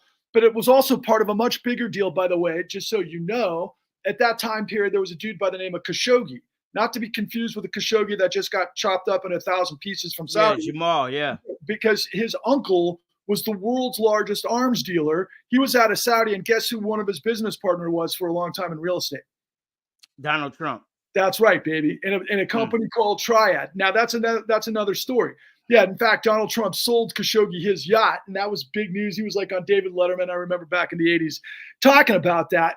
But so Trump's been in the mix of this stuff a long time, right? Knowledgeable of a lot of stuff. So that's Khashoggi, that's CIA, that's Bush, that's the whole thing of the 80s era. Okay. But guess where all of the money was going from the profits and the Saudis and other people that were in the game? Guess where the money was going? I just mentioned Trump. That was your first 10. Where was it going? Putin. No, into our real estate. Okay. Into real estate. So that's what led. That's where they were laundering all of the money into the real estate game. Got you. Okay. They were involved with a lot of savings and loans that went down because there was a lot of, mafia guys that were in different savings and loans in Miami. You might remember back in the day where they would do things where they throw these big parties in Miami and Las Vegas, and you'd hear about these Betacam guys in the closet filming a senator who was having sex with a prostitute, and they'd get them all set up, right? And then you'd leverage it. That was this whole area. Now, does that sound familiar, by the way? Absolutely. Right? Who does that remind you of today? It reminds me of Jerry Epstein. It reminds me of Donald Trump and Putin. Who was Donald Trump hanging out with back in those days? Epstein. Okay. Now who was Epstein? Epstein, Israel. I think they put Israel, you're talking about Mossad. Maxine. You're talking about Mossad, Mossad. But do you think this is all new, or do you think this stuff's been going on? Nah, this shit's been going on forever. It's just now. And it's called the dark economy. Now, guess what the CIA was also involved with going back to, when it became the CIA? I don't know what. The same thing. So the CIA was always a bulwark against communism, and they worked with a lot of bad actors all around the world where they were doing drug running and mafia and all this other stuff. Installing leaders in areas that we can control, and they were doing that like that. Yeah, they were doing that to prevent the communists from exposing. So they're playing strong arm tactics, right? Yeah. Guess who also was doing that stuff at the time? KGB. They were both doing it. Yep. So there's always been as above, so below. So Epstein becomes this intersection. Why? Were you aware in the last, 4 months that the biggest financial institutions in the United States, Jamie Dimon, who is the CEO of JP Morgan Chase, and his operation paid $250 million for basically providing all of the financial sources for Epstein alongside Bank of America and a bunch of others and a bunch of inside hedge fund guys. Would that surprise you? And then, by the way, what were they involved with? They were also laundering money because we had a thing called the FinCEN files that were released 2 years ago through a great outfit called the International Investigative Journalists, the ICIJ, and you might have heard about this with all of these rich people that were outsourcing their money and hiding it in the Caymans and everything else. But simultaneously, all of this cartel money from drug running and terrorists and everything else was finding its way into the United States, not to mention, oligarchs in places like India and China and everywhere else, throwing money into real estate in the United States. It wasn't just Russia. And they were doing it through our banks. Why? Because our assets were solid. They were guaranteed by the Federal Reserve. Now, so as above, as below, get it? Jeffrey Epstein, I mean, it's interesting to me that Jeffrey Epstein dies on Donald Trump's watch, all things considered, right? I mean, and the night after Bill Barr paid him a visit. And I've heard about that. And guess who Bill Barr was back during Contragate? I don't know, but I'm sure you'll tell me. He was running Contragate. He was the AG back then during Bush that made it all flow. And so he was the first guy that had all of that stuff going on. So we've covered a lot of ground from the absolute, perverted inverse roofie rape of the American middle class through offshoring, outsourcing, through fake financialization, which is criminality, that you've now learned that the United States government through the Federal Reserve and the power of our, fiat currency and our, what do we call it? The global reserve currency. And that gives us a lot of special privilege.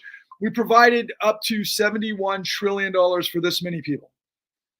And do you think whether or not, Biden, I mean, I like Biden. Like I've said, I'd vote for a dead Biden over over Trump any day, right? I will too. Like I said, my thing is this, bro. I'm not a Democrat. I'm not a Republican. I'm kind of like, I'm conservative on some issues. I'm liberal on others, but I'm going to go with the devil I know. You know what I mean? And one of the things that I say is that the greatest trick the devil ever played was to convince the world he didn't exist, which is this whole thing. Explain. And then I channeled my inner Ezekiel Rollins, who was played by Denzel Washington in this great film in the 90s.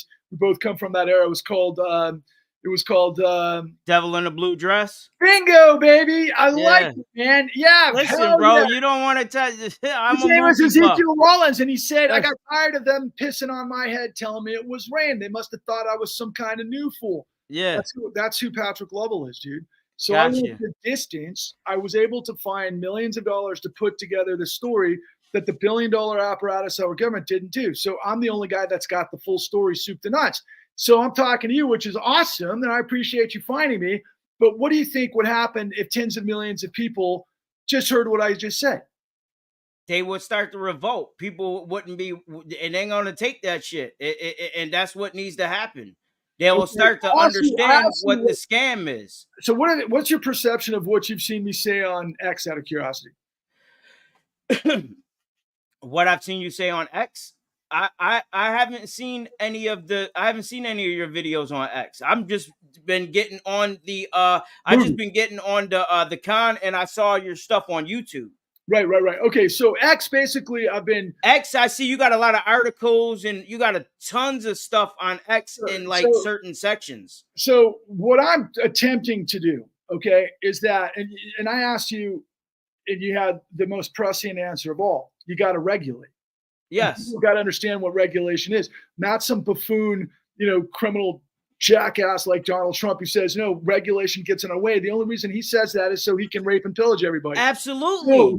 So, regulate is to keep your ass in line, dude. Absolutely. Just like you keep your kids in line, just keep, if you want to talk about conservative football team, everything else, you regulate, and you absolutely where the best rise to the top, which is supposed to be the United States. So in my world, what I'm attempting to do, going back to the history of the United States, we had a lot of these same things happen over and over. Like Mark Twain said, history doesn't repeat, it rhymes. And so during the time period after the Civil War, we ended up with, you might recall, from especially growing up where you grew up, the robber barons, right? So do you remember hearing about, these train, the train guys and Vanderbilt and all these other guys, and they had all of this control, and a lot of those guys were up to no good. The Rockefeller. See, Rockefeller was big in New York State because he did all of the highway. Well, and he also was the largest producer of oil in the history of the world. That's true. Until they made him break it all up. Right. Okay, but that's what I was getting to. So what happened at that time period? Do you remember? The Great Industrial. No, it's called Teddy Roosevelt. They had a thing called trust busting. So people were starving. They were pissed. They started to have, riots and populist movements and everything else. And so Teddy Roosevelt comes in first with fixing it through what they try to do with trust busting. And it worked for a while. But a lot of people also say, yeah, but Rockefeller became ExxonMobil and it got bigger. Okay, so there's that. That's over the course of decades, right? But so you have the first progressive movement of Teddy Roosevelt, and he's like this tough Rough Rider guy. He restores a country of, by, and for the people. That's the idea, okay? Mm-hmm. To live up to what we put down on paper, like Martin Luther King would say later, because we had a revolution against the tyranny of the king to create a government of, by, and for the people through separation of powers that relies on integrity and character, first and foremost, right? Because if you put guys in power, they got to be accountable to the people. That's first and foremost. So ultimately what we're talking about is corruption. And so they had to fix it at that time. Now, simultaneously, they had a civil rights movement. They had, the women's rights suffrage to get women to vote. They had an environmental movement. All of that stuff was taking place during the 10s to the 20s.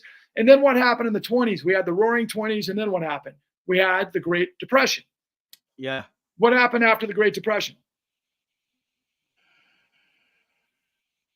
We I have Franklin Delano Roosevelt coming with the New Deal. Do you know what the New Deal was?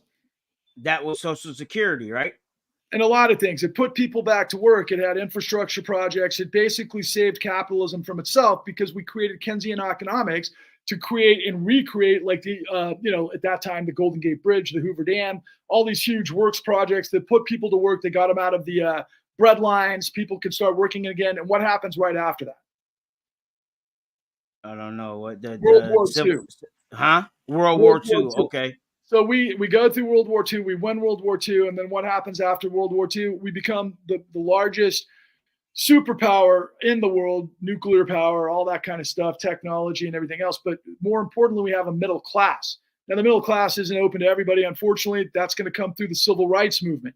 But we have a middle class that creates this sort of scenario, and we have an upwardly mobile, population that can provide for itself. And it's the strongest middle class in the history of the world that does what? It holds its government accountable because people who have skin in the game, they want to hold their government accountable so it doesn't get out of hand to create this monstrosity that we're in the midst of, first and foremost.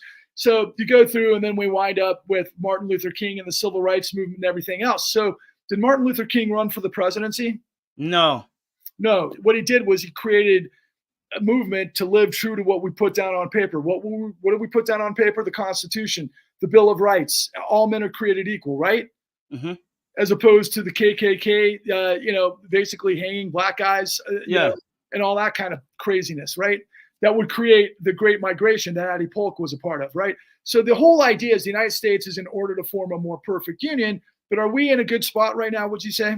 No, we're going backwards is how I feel. I feel like we're going backwards, and I believe that the Supreme Court Trump now wants to take us back to the 1800s. He wants, for women, because of Dobbs, he wants to create, what do they call that series where women the are Handmaid's Tale. Handmaid's Tale. Well done, Yes, well done, my yes.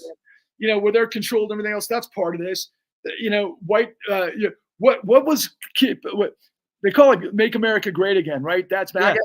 That came from America First. Well, Reagan was the first person to ever use that "Let's make America great again." Well, shit. yes and no, but he got involved with the Christian Coalition, which was part of this whole thing as well. But what do you remember? Do you have any idea what America First was? No. Okay. Do you know what Jim Crow was? Yes. Okay, so we had white supremacy, right? We had Yes. The courts were stacked. African Americans didn't have any laws or rights. They couldn't own property. They, were relegated to, jobs as slaves and that sort of thing. And when they weren't slaves after the Civil War, we had sharecropping, which was another setup. That's the first part of all the stuff I'm talking about. They basically had all of these financial innovations that took place during the slave trade, just so you know. Collateralized debt obligations, credit default swaps, all of that stuff was happening during the slave trade. And by the way, it was the same stuff that created the Great Depression. So do you know what happened at the end of the Great Depression? Do you know what the United States government did? No, what'd they do? Okay, so there was a thing called Hitler who created fascism. And there was a guy by the name of Stalin who went the direction of communism. Yes. Well, we went the direction of democracy. Do you know how we went the direction of democracy? No, how? We had a guy by the name of Ferdinand Pecora, who was like me, or I'm like him. I try to emulate him, where the government put him in charge of the investigation, where because of the Great Depression, there was 25% unemployment. There were millions of people on the street. There were millions, there's people living like at hobos inside Central Park in New York. And this guy does this investigation when we had, much less media, but everybody could hear where the media was coming from. And he did this investigation, and he found out what Wall Street did to create the Great Depression, which of course led to World War II.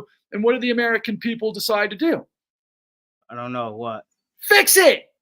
We created the Glass-Steagall Act so that you regulate the market, so you don't have casino capitalism playing with other people's money. You don't have a shell game. You have commercial banks doing commercial banks. You have investment banks doing investment banks.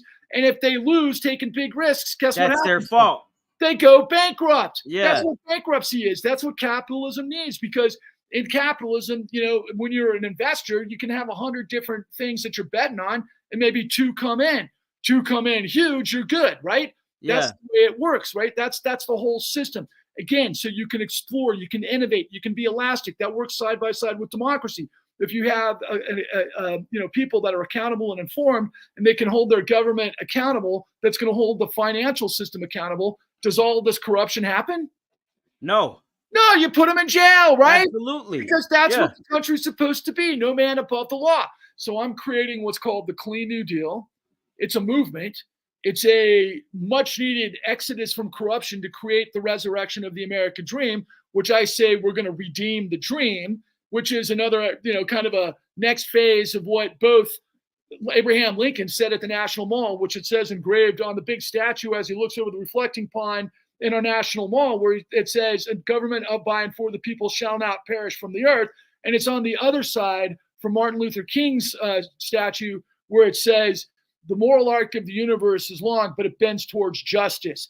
We, the American people, have got to rise, roar, and revolt with the information that I have, which are the details of who did what, when, and how. So we go to the National Mall, where millions of us do a flash mob, and we do it by the book. We're not January 6th. We get all the things that have to happen the right way, but we go demonstrate. When we wind up in D.C., we surround the corrupt Supreme Court of the United States. We surround the corrupt Department of Justice. We surround the corrupt Federal Reserve so that millions of people can see what we're doing. I'll film the whole thing. Then we all walk in unison, arm in arm, to the National Mall, where I'll lay out everything I just told you and then some to the American people, and I'll make it available to free. Because what we saw yesterday from Joe Biden, after everything that's been going on with Joe Biden and the Democrats after the debate, everybody kind of put a fork in Joe thinking he was dead. And like you and I said, look, I vote for Joe dead over, Trump, given all of the shit that he's involved with. Absolutely. But then we've got more and more chaos, and probably more on our phones, based on Trump, and the assassination attempt. And who knows how many MAGAs are going to now justify walking around our restaurants with submachine with AR-15s and everything. It's going to be fucking insane. And I bet the guy who shot, at Trump today, if it wasn't a setup, I bet he was some kind of lunatic, like insane. He was. That guy, I don't even know what the story is. I bet he was some young guy that got a gun without any background checks and wanted to make a name for himself and die anyway. It's just and think about if we were Alex Jones and what's it called, up in your neck of the woods, where the poor kids got murdered, that everybody, that Alex Jones said it was Sandy Hook? Sandy Hook, false flag, right? So, what if we all said false flag, Trump didn't, this is all set up, blah, blah, blah. That's how much insane stuff is going on. No, we got to go with doing it the right way. We're intellectual people that understand everything is on the line, that we cannot lose our democracy to fascism, but we got to get rid of corruption, because corruption burns and fuels fascism. That's what happened in Mussolini's Italy. That's what happened in Hitler's Germany. That's what's happened throughout 1,000 years of schisms with the Holy Roman Empire. Corruption is always the end game of every empire. We, the people, have got to get skin in the game. We've got to rise with the truth, like a monumental tidal wave of truth and justice for liberty and justice for all, where everybody gets it straight and we know who did what, when, and how. And we go demand that we're going to get a new Glass-Steagall, which is exactly what they did after what I said with Ferdinand Pecora right after the Great Depression. We got to get rid of Citizens United, so we don't have this revolving door / corporations can play unlimited money in the shadows. By the way, Donald Trump could have gotten out of Stormy Daniels if he just had an LLC and he just paid her through that with, if there'd be no hush money. That's how stupid Donald Trump is. But he's not a bright guy. It's just such an idiot. But they nailed him on that one. And but we got to get rid of Citizens United. But let me ask you a final question, my friend Jay. Is there a better way to spend $71 trillion than on socialism for criminals? Absolutely. It's for socialism for the American people, the bottom 99%. What it is we got to create programs just like they did with the New Deal to reboot America. You got to reconstitute the law. By the way, the New York Times had the audacity to say, oh, yeah, we got to reconstitute the law. But in their takedown of Trump the other day in their op-ed, their editorial page. But what did they leave out, Jay? I don't know. I didn't see it. Well, I'll tell you. They left out everything I just told you. So they're like, Trump is guilty. He's the everybody else. But don't worry about everybody else. Yeah, we don't want to talk about everybody else. So what did we see Biden say? I mean, he knocked it out of the park. He had a great speech in Detroit yesterday, and I loved how he said that Donald Trump puts down the score on his card before he gets in the cart. That was hilarious. He said that this is Motown is Joetown. I mean, he was funny yesterday, right? Yeah. It wasn't the dead guy that we saw in the debate. But the bottom line is he did say, and he showed his hands a little bit. He's like, you know what? I don't care about the elites. That's the thing he's been saying. He's like, you know what? It's the American people. It's the union. It's the working class. It's these guys that are my backing, that they're going to push me forward, and we're going to win, and then we're going to tax the billionaires. Based on everything I just told you, is taxing the billionaires going to fix the problem? Yeah, I think it will. You think that not giving the billionaires, the guys who walked away with trillions of dollars, should they walk with trillions of dollars for murdering Addie Polk? No, they should all be tried and convicted of their crimes, but they should also pay their fair share as well. Okay, the guys that come behind pay their share. We used to have a 90% tax bracket for the rich back during Eisenhower after World War II. Now they had all sorts of incentives that companies could use their money for research and development to create more and more stuff. I mean, there's smart ways to do the tax code to where you don't stagnate everything. But the bottom line is, what we've done is we've given trillions and trillions of dollars to billionaires for free. What do you think is going to happen if that happens? They're going to control the whole system, Jay. Absolutely. And they already control a lot of it. They have the media. The media is shot. I don't trust any of them now. They own the Supreme Court. Absolutely. Absolutely, right?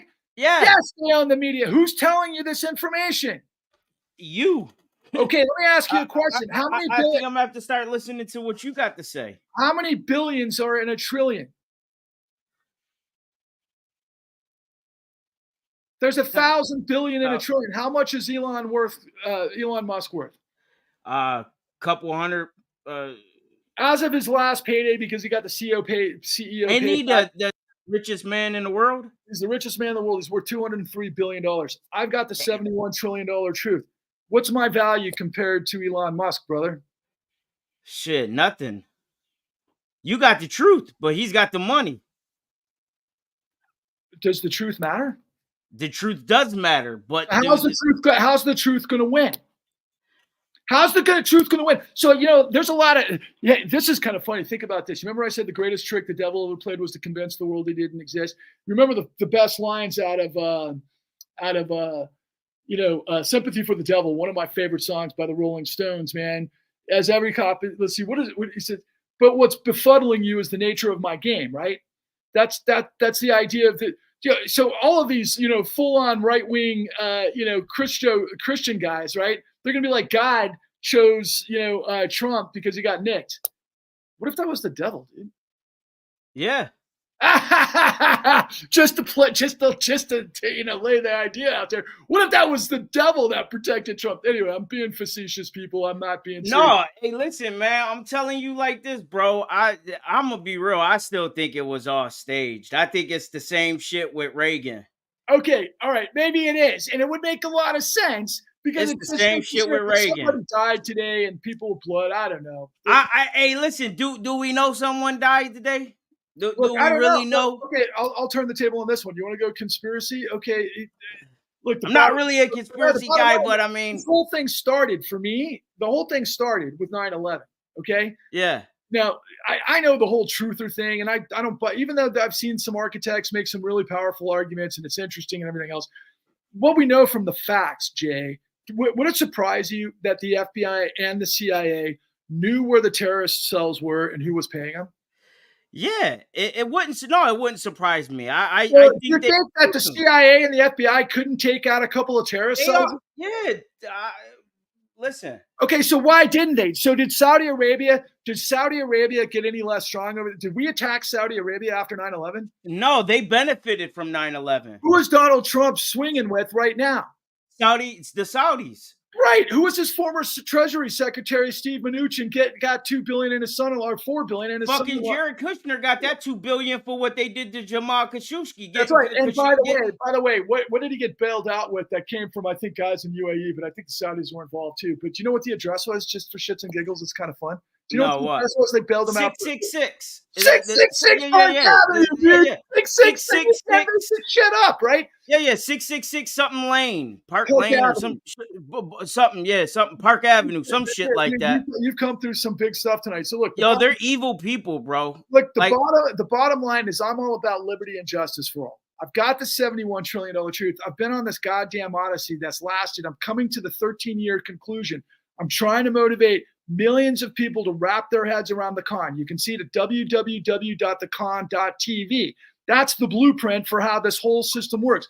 More information that I have is a podcast that I had to carry on because BlackRock shut us down in a catch and kill that I couldn't get season 2 off the ground. So I made a for the podcast. con, Yeah, I made you this. couldn't get season 2 off the ground because BlackRock shut it down. Yeah, because they're on the board. Because Federal Reserve Act 13.3 Wow. funneled $71 trillion to the financial system. And guess who managed that? BlackRock. Yes, they managed it. And guess who? They're on the board of directors and they control every company in media. And you can't see, I saw something on Twitter the other day, and like you can't even find who these people are, like the board members or anything. Like it's all like fucking. There's some shady shit, dude. That's what happens when you obscure the truth and you obfuscate it for rich people who have what? What did I tell you, Jay? They have endless money, bro. And influence. Well, of course, if you got money, do you have influence? Yeah, absolutely. What happens if you have endless money? You can do anything the fuck you want. Unless tens of millions of you wake up. And I'm telling you that I've got the information who did what, when, and how, that the DOJ, the FBI, and by the way, when you watch the con all the way through, all the guys that are in the con are from the Department of Justice, the FBI, the SEC. They're the top guys. I'll be finishing it tonight. As soon as we wrap this up, I'll be finishing it. This is the murder weapon of the American dream, and I got the freaking forensics, man. All of it. Crazy. And same with the new Untouchables. And then your Untouchables. I wanted you to talk on that too, because you got a few different things going. Do a Google search, and I've got the rest of the information there, and then I've got 502 truth bombs because Jay, I've been screaming from the mountaintops that I've got this information, but the Borg is shutting me down. It's every great movie you've ever seen. It's Neo and the Matrix against the Borg, dude. I am in the midst of this. I am Neo in this whole situation, okay? Because I can see the light. I know who Agent Smith is, and I got the truth that can take him down. Now you can insert, Game of Thrones. You can insert whatever movie you want. Absolutely. But this is the real movie, Jay. And by the way, I was a football player. I was an all-state, a second-team all-state guy. Dude, I love to compete, okay? I believe in the best rising to the top. I believe, and I am an entrepreneur because I am a producer, and that's my craft, and that's what I do. So therefore, I am a capitalist. I'm not okay with guys that run monopolies that are corrupt because they choke the system. Now, also, I'll say that I do understand that the country is big enough with enough resources and everything else that you can have safety nets for those who get in trouble, through, all sorts of situation with workman's comp and when you go unemployment insurance and all of those types of things and Medicaid and Medicare. Those are all very important. You've got to be able to create a flourishing society, but at the same time, you have to have a very innovative society, and nothing innovates more than money, quite frankly. But what we've come to, my friends, and what you need to understand, I'll just ask you this, Jay. How many people do you think got nailed by the 2008 financial crisis? Millions. I wouldn't be able to give you a number, but I would say it was probably millions. On the low end, we know it was 10 million illegal foreclosures. I've got information that's closer to 16 million. The mean average of the people living in a house are 3, so that's, do the math. That's 30 million Americans. Okay. How many 747s could you fill with 30 million Americans? Think about that. A lot. What if that many 747s went down at the same time? Would you pay attention? Boeing would be out of business, and their top guys would be going to prison. Right, but it'd be a Holocaust. We'd probably destroy the place, right? Because 30 million people went down. These guys. Now, what if you found out that they sabotaged the planes to go down on purpose? Damn. Okay, now that's what happened, and nobody knows. Everybody's like, "What?" And many of these people were pensioners that got their, so you had people in houses that borrowed that then they put through the symmetry to the investors that were working class that got destroyed too. That many of those guys were MAGA. Does all of the chaos make sense now, Jay? Yes. Okay. That's crazy. Now that you see the forest for the trees, and I always like to liken it to the Emperor's New Clothes on really bad acid. But the bottom line is, dude, this is all fixable. It's really freaking easy. It's a lot easier than rocket science because it's racketeering. Okay. And when you have the truth, Jay, you're bulletproof. All right. We have got to get millions of people inspired. We've got to get millions of people off their ass. We got to get millions of people quit looking this way and this way and that way. And we got to gather. Now, the final piece of the equation is I've got a hunch, right? Let's say that Biden makes it to the election. Let's say he gets stronger every day. I saw the conference with him after, the shooting today, and he sounded very presidential. He showed a lot more class and dignity than we'll see from all of these maggots for the next several weeks. Or months. Well, I mean, he showed a lot more class than when Pelosi, the Pelosi's husband got, when how Trump acted when Pelosi. Exactly. These guys are jackals, right? Yeah. So Alex Jones, like we said, Sandy, that was a false flag information, and they went. People lost their children. Yeah. Yeah. So the long and the short of it is, if we don't fix it ourselves, who's going to fix it? So the bottom line is, we wind up in DC. We go. We get millions of people to do this. We lay it all out. Tens of millions of people coming. Will that pressure the Biden administration to say, look, America needs payback. We got to hold these guys accountable. We finally got to see the biggest thing that we got to overcome here is the fact that it was the Obama administration that let them go. Who was Biden? He was part of the Obama administration. Who was Kamala Harris? Kamala Harris was up to her eyeballs in this. In fact, Kamala Harris was working side by side with Steve Mnuchin in California to bury millions of people. Bottom line is, dude, that's what we're looking at. And that's the whole idea, soup to nuts. Well, let me ask you this. They're all dirty though, bro. Like that is the game in politics. You got to have a little bit of dirt on you for anyone to trust you. So like we need our Donald Trump. You dig? Like we need our Donald Trump in the sense that we need truth and justice, dude. Yes, that's what I'm saying. But we need our Donald Trump to actually be, like you said, truth. Somebody who is for the people. Like we don't have no Malcolm X's. We don't have no Martin Luther Kings anymore. Well, hey, listen, let's do it together. I'm with you, bro, because I got nothing to lose. Okay, this is what I say. This is what I say to everybody. I got nothing to lose. Look, what I say to everybody is everything I just told you is the Big Bang of truth. But the only way do you know anything about the Big Bang? Do you know how the Big Bang operated? What you talking about? Like the start of all of this shit? Everything came from nothing, basically, and it exploded to infinity, right? Yeah. And it exploded in every way. Do you know how Einstein came up with the theory of relativity? No. Stars. That's how the whole thing works. So the long and the short of it is that's the universe. And also the other element of the universe is dark matter. Dark matter holds back the light, but the light forces through. So the light I'm providing you is the truth, and you've got to become a nuclear vector reaction that penetrate the Borg. Everybody's got to do the same thing, because when you've got the truth, you're bulletproof, bro. That's the justice. Because then they can't piss on your head anymore telling you it's rain. When you know what's up, you can take care of business. Well, let me ask you this. I'm 48 years old, and you've taught me more tonight than any history teacher or science teacher I ever had growing up. So my question to you is why aren't the kids being taught this? What's the first thing? You're a smart guy. Why do you think?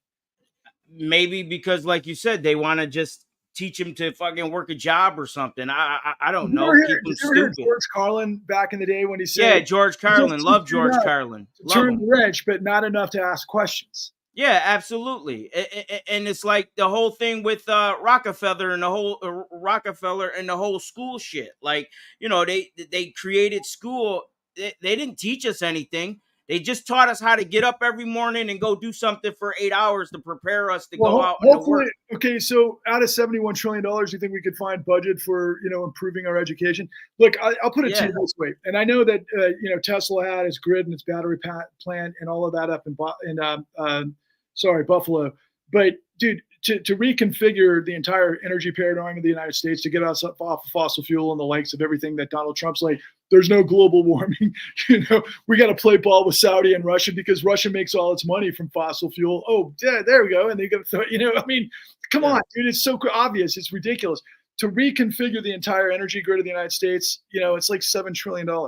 Is that to put tens of millions of people to work to rebuild the United States infrastructure, to make us sustainable, to move forward, that creates a new economy of middle class and everything else for $7 trillion? Is that by chance a better way to spend money than $71 trillion to this many people? Absolutely. But like you said, we the people have to fucking force the government to make them spend the money on that and not fucking special interest bullshit. So this is what you got to do.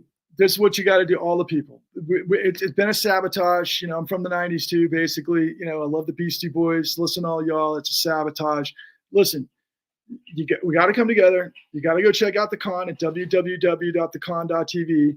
You've got to go to the new Untouchables. But more importantly, just check me out on Twitter. But I'm also on Mastodon now, and I'm also on Substack, because Elon and his goons, which I call the Mr. Smiths of the algorithm, are definitely doing what they can to push me down. I need to get millions of people to follow me. I just realized that on tonight. So tonight, I'm normally able to go live on Facebook, YouTube, and X, but because I no longer have the premium, I said, "Fuck Elon, I'm not giving him money for a blue check mark anymore." Now I can't stream on X. My show can't go live on X, Twitter, whatever, if I don't have the fucking blue check mark. So now I've got to give this fucker $22 so that more people can see our show or my show. Yeah, that's why I did it too. Yeah, it's crazy. It's crazy. Man, you've opened up my eyes to a lot of things tonight, bro. Good. That's what it's all about, bro. Think of me tomahawk slam dunking from the key like Jordan did the truth, dude. That's what this is all about. Or one of my favorite go-tos is I try to transition. I try to translate, the beast mode of the truth, man. Freaking Marshawn Lynch, brother. Absolutely. Slam, slam, slam, slam until people get it. Well, listen, did you let all the people know everything that where they can find you and everything? I'll say it one last time, but I did. But Yeah. thank you for the opportunity to do it again. You can check me out. First of all, the most important thing is to check out our series that we made for free, because all the American people buy our lies. Fox paid $787 million to cover up, The Dominion shit. Yeah, right. And Papa Murdoch and everything else. So you can find that at www.thecon.tv. That's free, 6 episodes.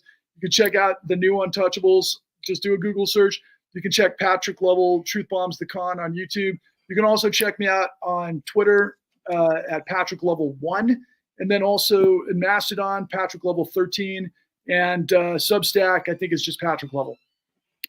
All right, well, that's what's up. I definitely want to have you on again, man. We got to definitely do this again. Maybe we can, turn it into like a series or something, and you can come on and you can keep, we'll just keep pumping the message. You know what I'm saying? And maybe get it started organically, grassroots, and maybe we can get down there like you want, and we can make these people, do what is necessary for the people, because they need to listen.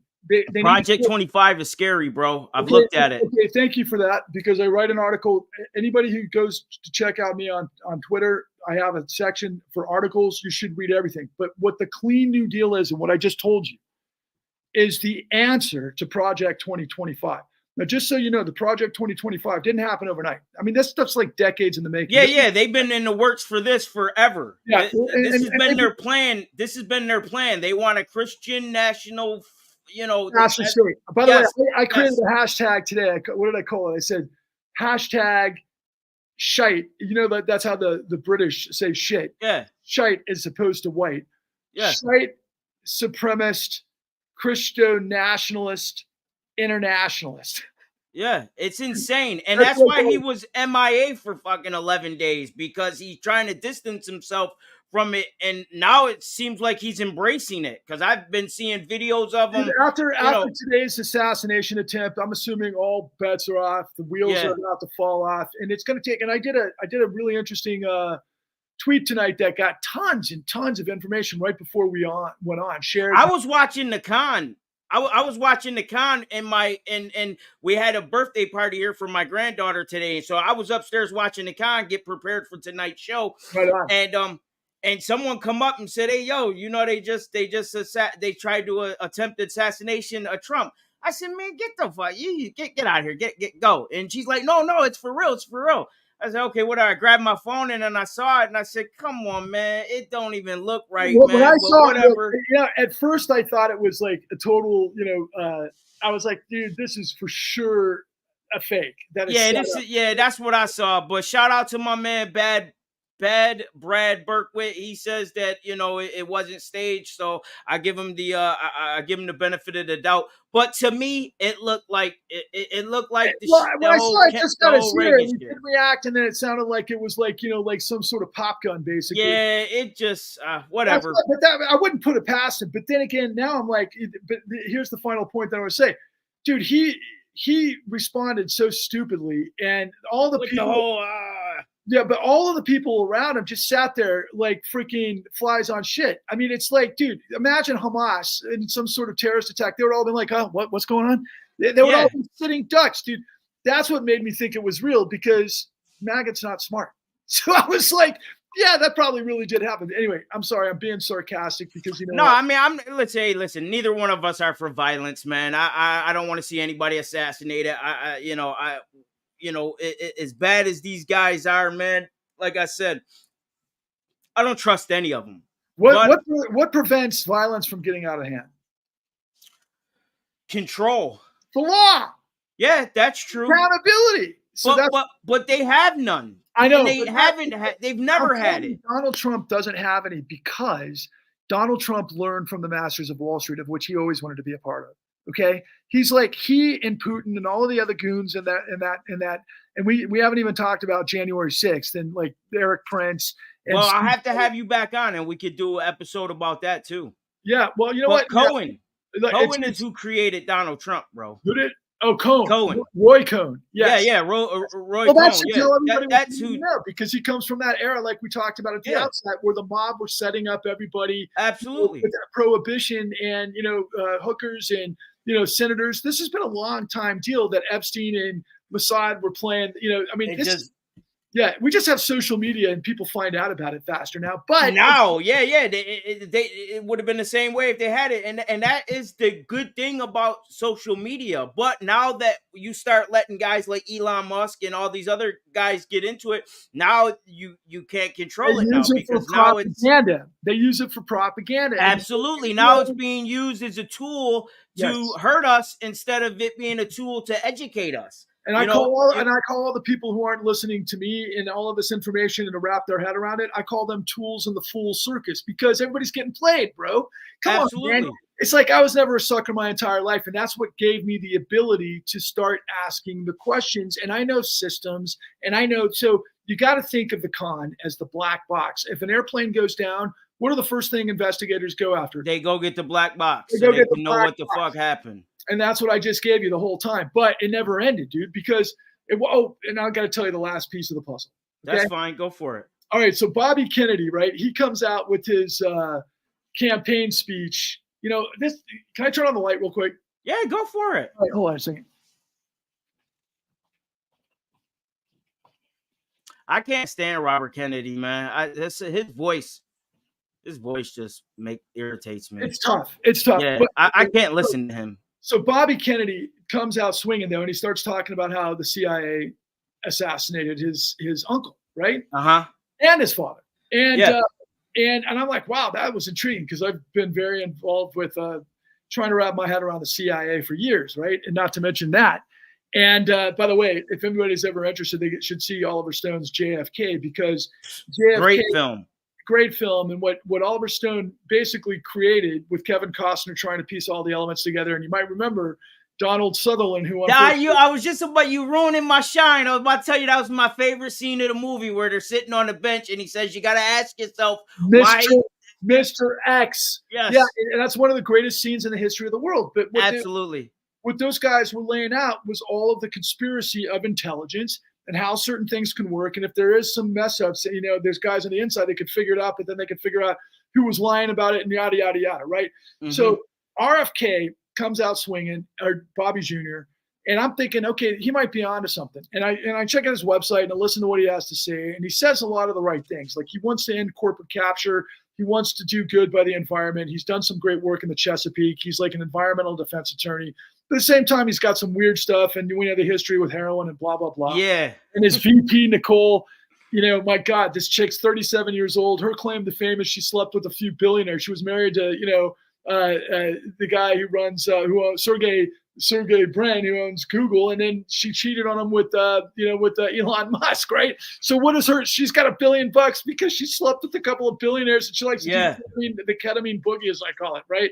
But Bobby Kennedy, he comes out and he's saying all of these things. But so I was connected pretty closely with Dennis Kucinich, Dennis Kucinich is the former mayor of Cleveland, and then he's been in politics forever and well known around the country for a lot of reasons, but he was a representative for many years for Ohio. He becomes Bobby Kennedy's campaign director for the first part of his campaign, and I'm connected to Kucinich for some reasons, a lot of reasons. So I'm close, and I'm watching all of this stuff because I'm thinking maybe I'm going to get pulled into the Kennedy thing, to have some discussions because of all this information that I'm giving you, right? Well, he's not interested in this any of this information. He's talking about reconstituting the middle class with a bunch of blah, blah, blah. And he starts off with the CIA. But here's the thing that I want to finish off for your viewers to understand. So in the end, when I told you, and I'm the only guy in the country, put me up against anybody. Nobody in the country, not on media, not on 60 Minutes, not on PBS, not on the New York Times, Wall Street Journal, nobody is telling you what I'm telling you. And this is all completely legit. And once you go down the rabbit hole of everything I'm giving you, sorry to use that terminology because I don't sound like a PhD economist because I'm done with trying to sound, I'm just telling it like it is. Yeah. So you're just giving it the real shit at this point. I can go toe to toe with any PhD economist in the country, just to let you know, or the world for that matter, because I got the goods on all the details of everything I've laid out, which you'll see as you move through the con and everything else. But so there was a gentleman by the name of Raj Cohen, and Raj Cohen is meeting with, and I didn't get this until 2021, which is funny because that was the last piece of the puzzle. Raj Cohen is the general partner of a law firm out of Manhattan, a prestigious law firm that goes back to the very beginning of an outfit called Sullivan and Cromwell. Does that name ring a bell? No. Sullivan and Cromwell was the agency that created, or the law firm that created the CIA. Now, do you remember JFK when they were talking about the Warren Commission? Yeah. Those guys came out of Sullivan and Cromwell. So they were the guys, as it turns out, and I got this information from what's called the Federal Crisis Inquiry Commission, which is basically the investigation and what created the 2008 that none of the media ever reported on because they couldn't put it together or they were told not to. You'd be the judge, just like everything else, right? But when we're talking about $71 trillion being stolen, what do you think if they're getting paid by it? Okay, we'll leave it at that. Long and the short of it is that Sullivan and Cromwell was the law firm that put the deal together through Federal Reserve Act 13.3 to bring in BlackRock and to bail out all of the banks. Now, is that a bit of a surprise? No, not at all. But how come Bobby Kennedy doesn't know that? He does. He knows that. Does he? He's got to know. Or was he doing heroin the whole time? I don't know. The bottom line. Yeah, that's true. He did that. He was doing it. He was on the dope back when that was all going down. He became clean, and now he looked. I mean, the guy looks fantastic at 69. I wish I had that body at 55. Right?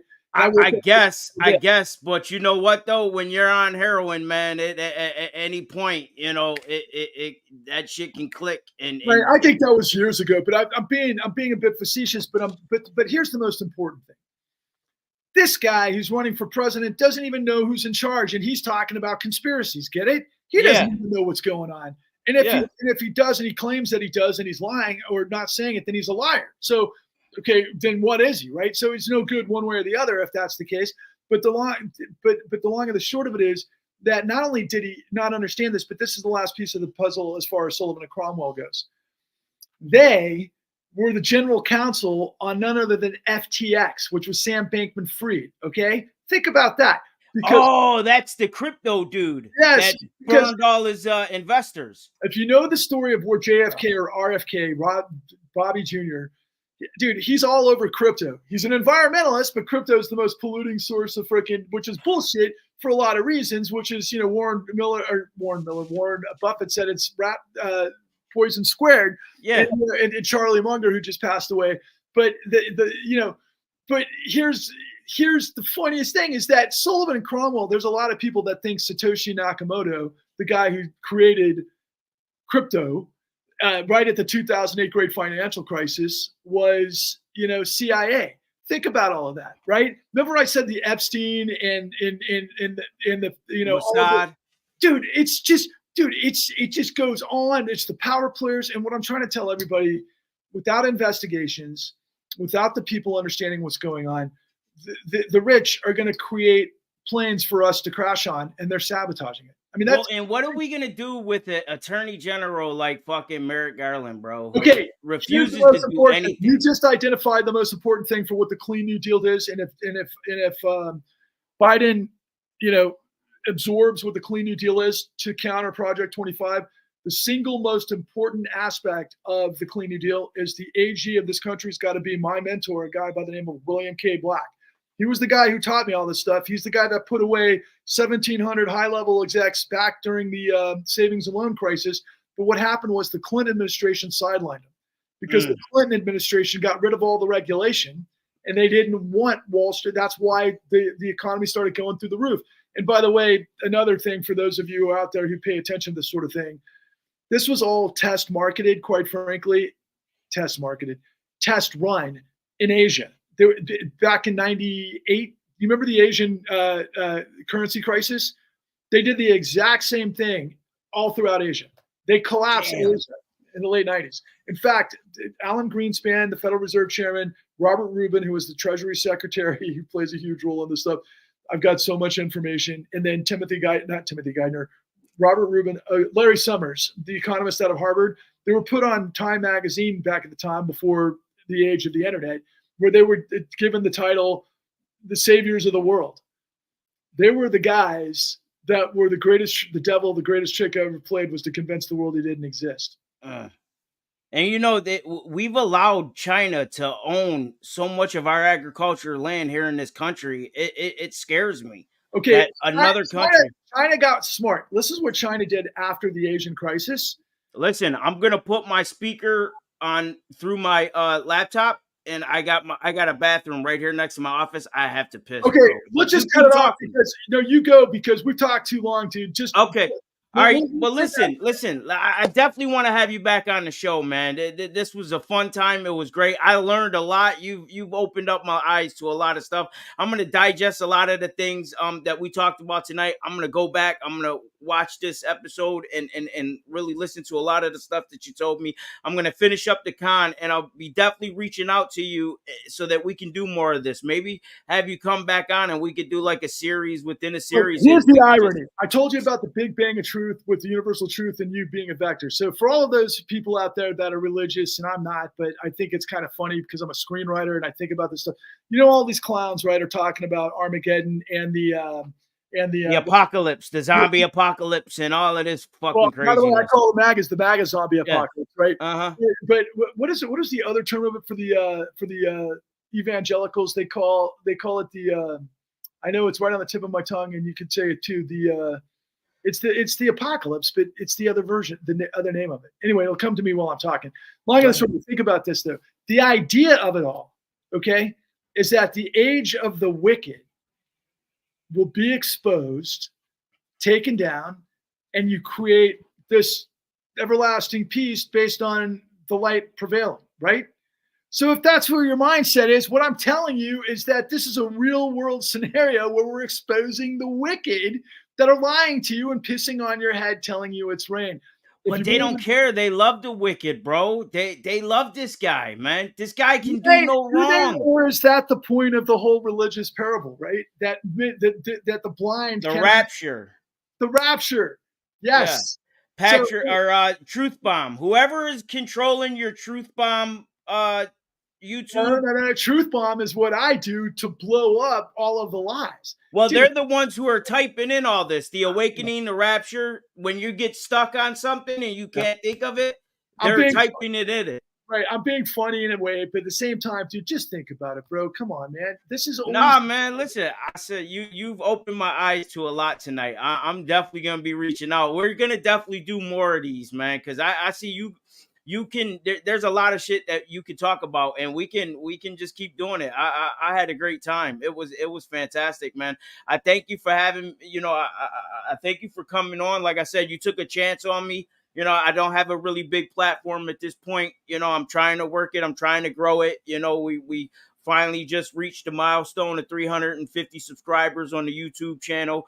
And so I'm grateful that anytime someone comes on that has a platform that's larger than mine, I'm always thankful that they come on. And so you said, thank you to me, but it's more about thank you to you. Rachel Maddow the exact same story. But when I tell Rachel Maddow that same story, I'll say, hey, Rachel, man, how come you hit all this stuff? Because I know you're that's terrible. Do it because I trust that is the only news source that I trusted was MSNBC, and now I can't even watch them. I love Lawrence O'Donnell, and what Rachel Maddow has said over and over and over is that I love Lawrence and I love Nicole Wallace. Those are the only two I watch now. I start watching Ari too. Lawrence O'Donnell's next level. Yeah. Rachel's very good, but what Rachel proves over and over is that she's incredibly smart, great intelligence. She had this new podcast everybody's got to listen to called Ultra. Which I guess the second season is about to start, right? It already did, and it was news to me, and I thought I knew most of that stuff. But the thing is, Rachel didn't tell you the story that I'm telling you. Why do you think that is? Because she's being paid from the very same people that fucking ran the scam. What I say, it's a corporate fascist state undergirded by a criminal syndicate, right, bro? Absolutely, brother. Absolutely, man. Listen, this was a great time. Listen, stick around after, my outro. Stick around and we'll talk about some other things before I let you go. All right. Sounds good. All right. Thanks everybody for tuning in. Until next time, I bid you a farewell.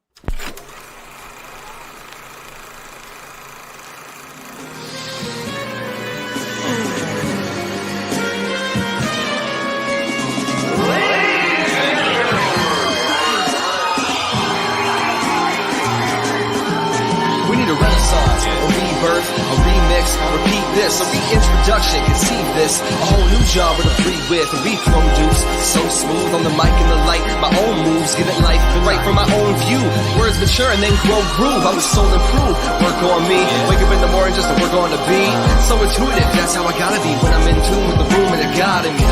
It's true, never lose that. I never come through with a loose rap. Tighten up, time to enlighten them, striking like lightning and hope I don't frighten them. Boop.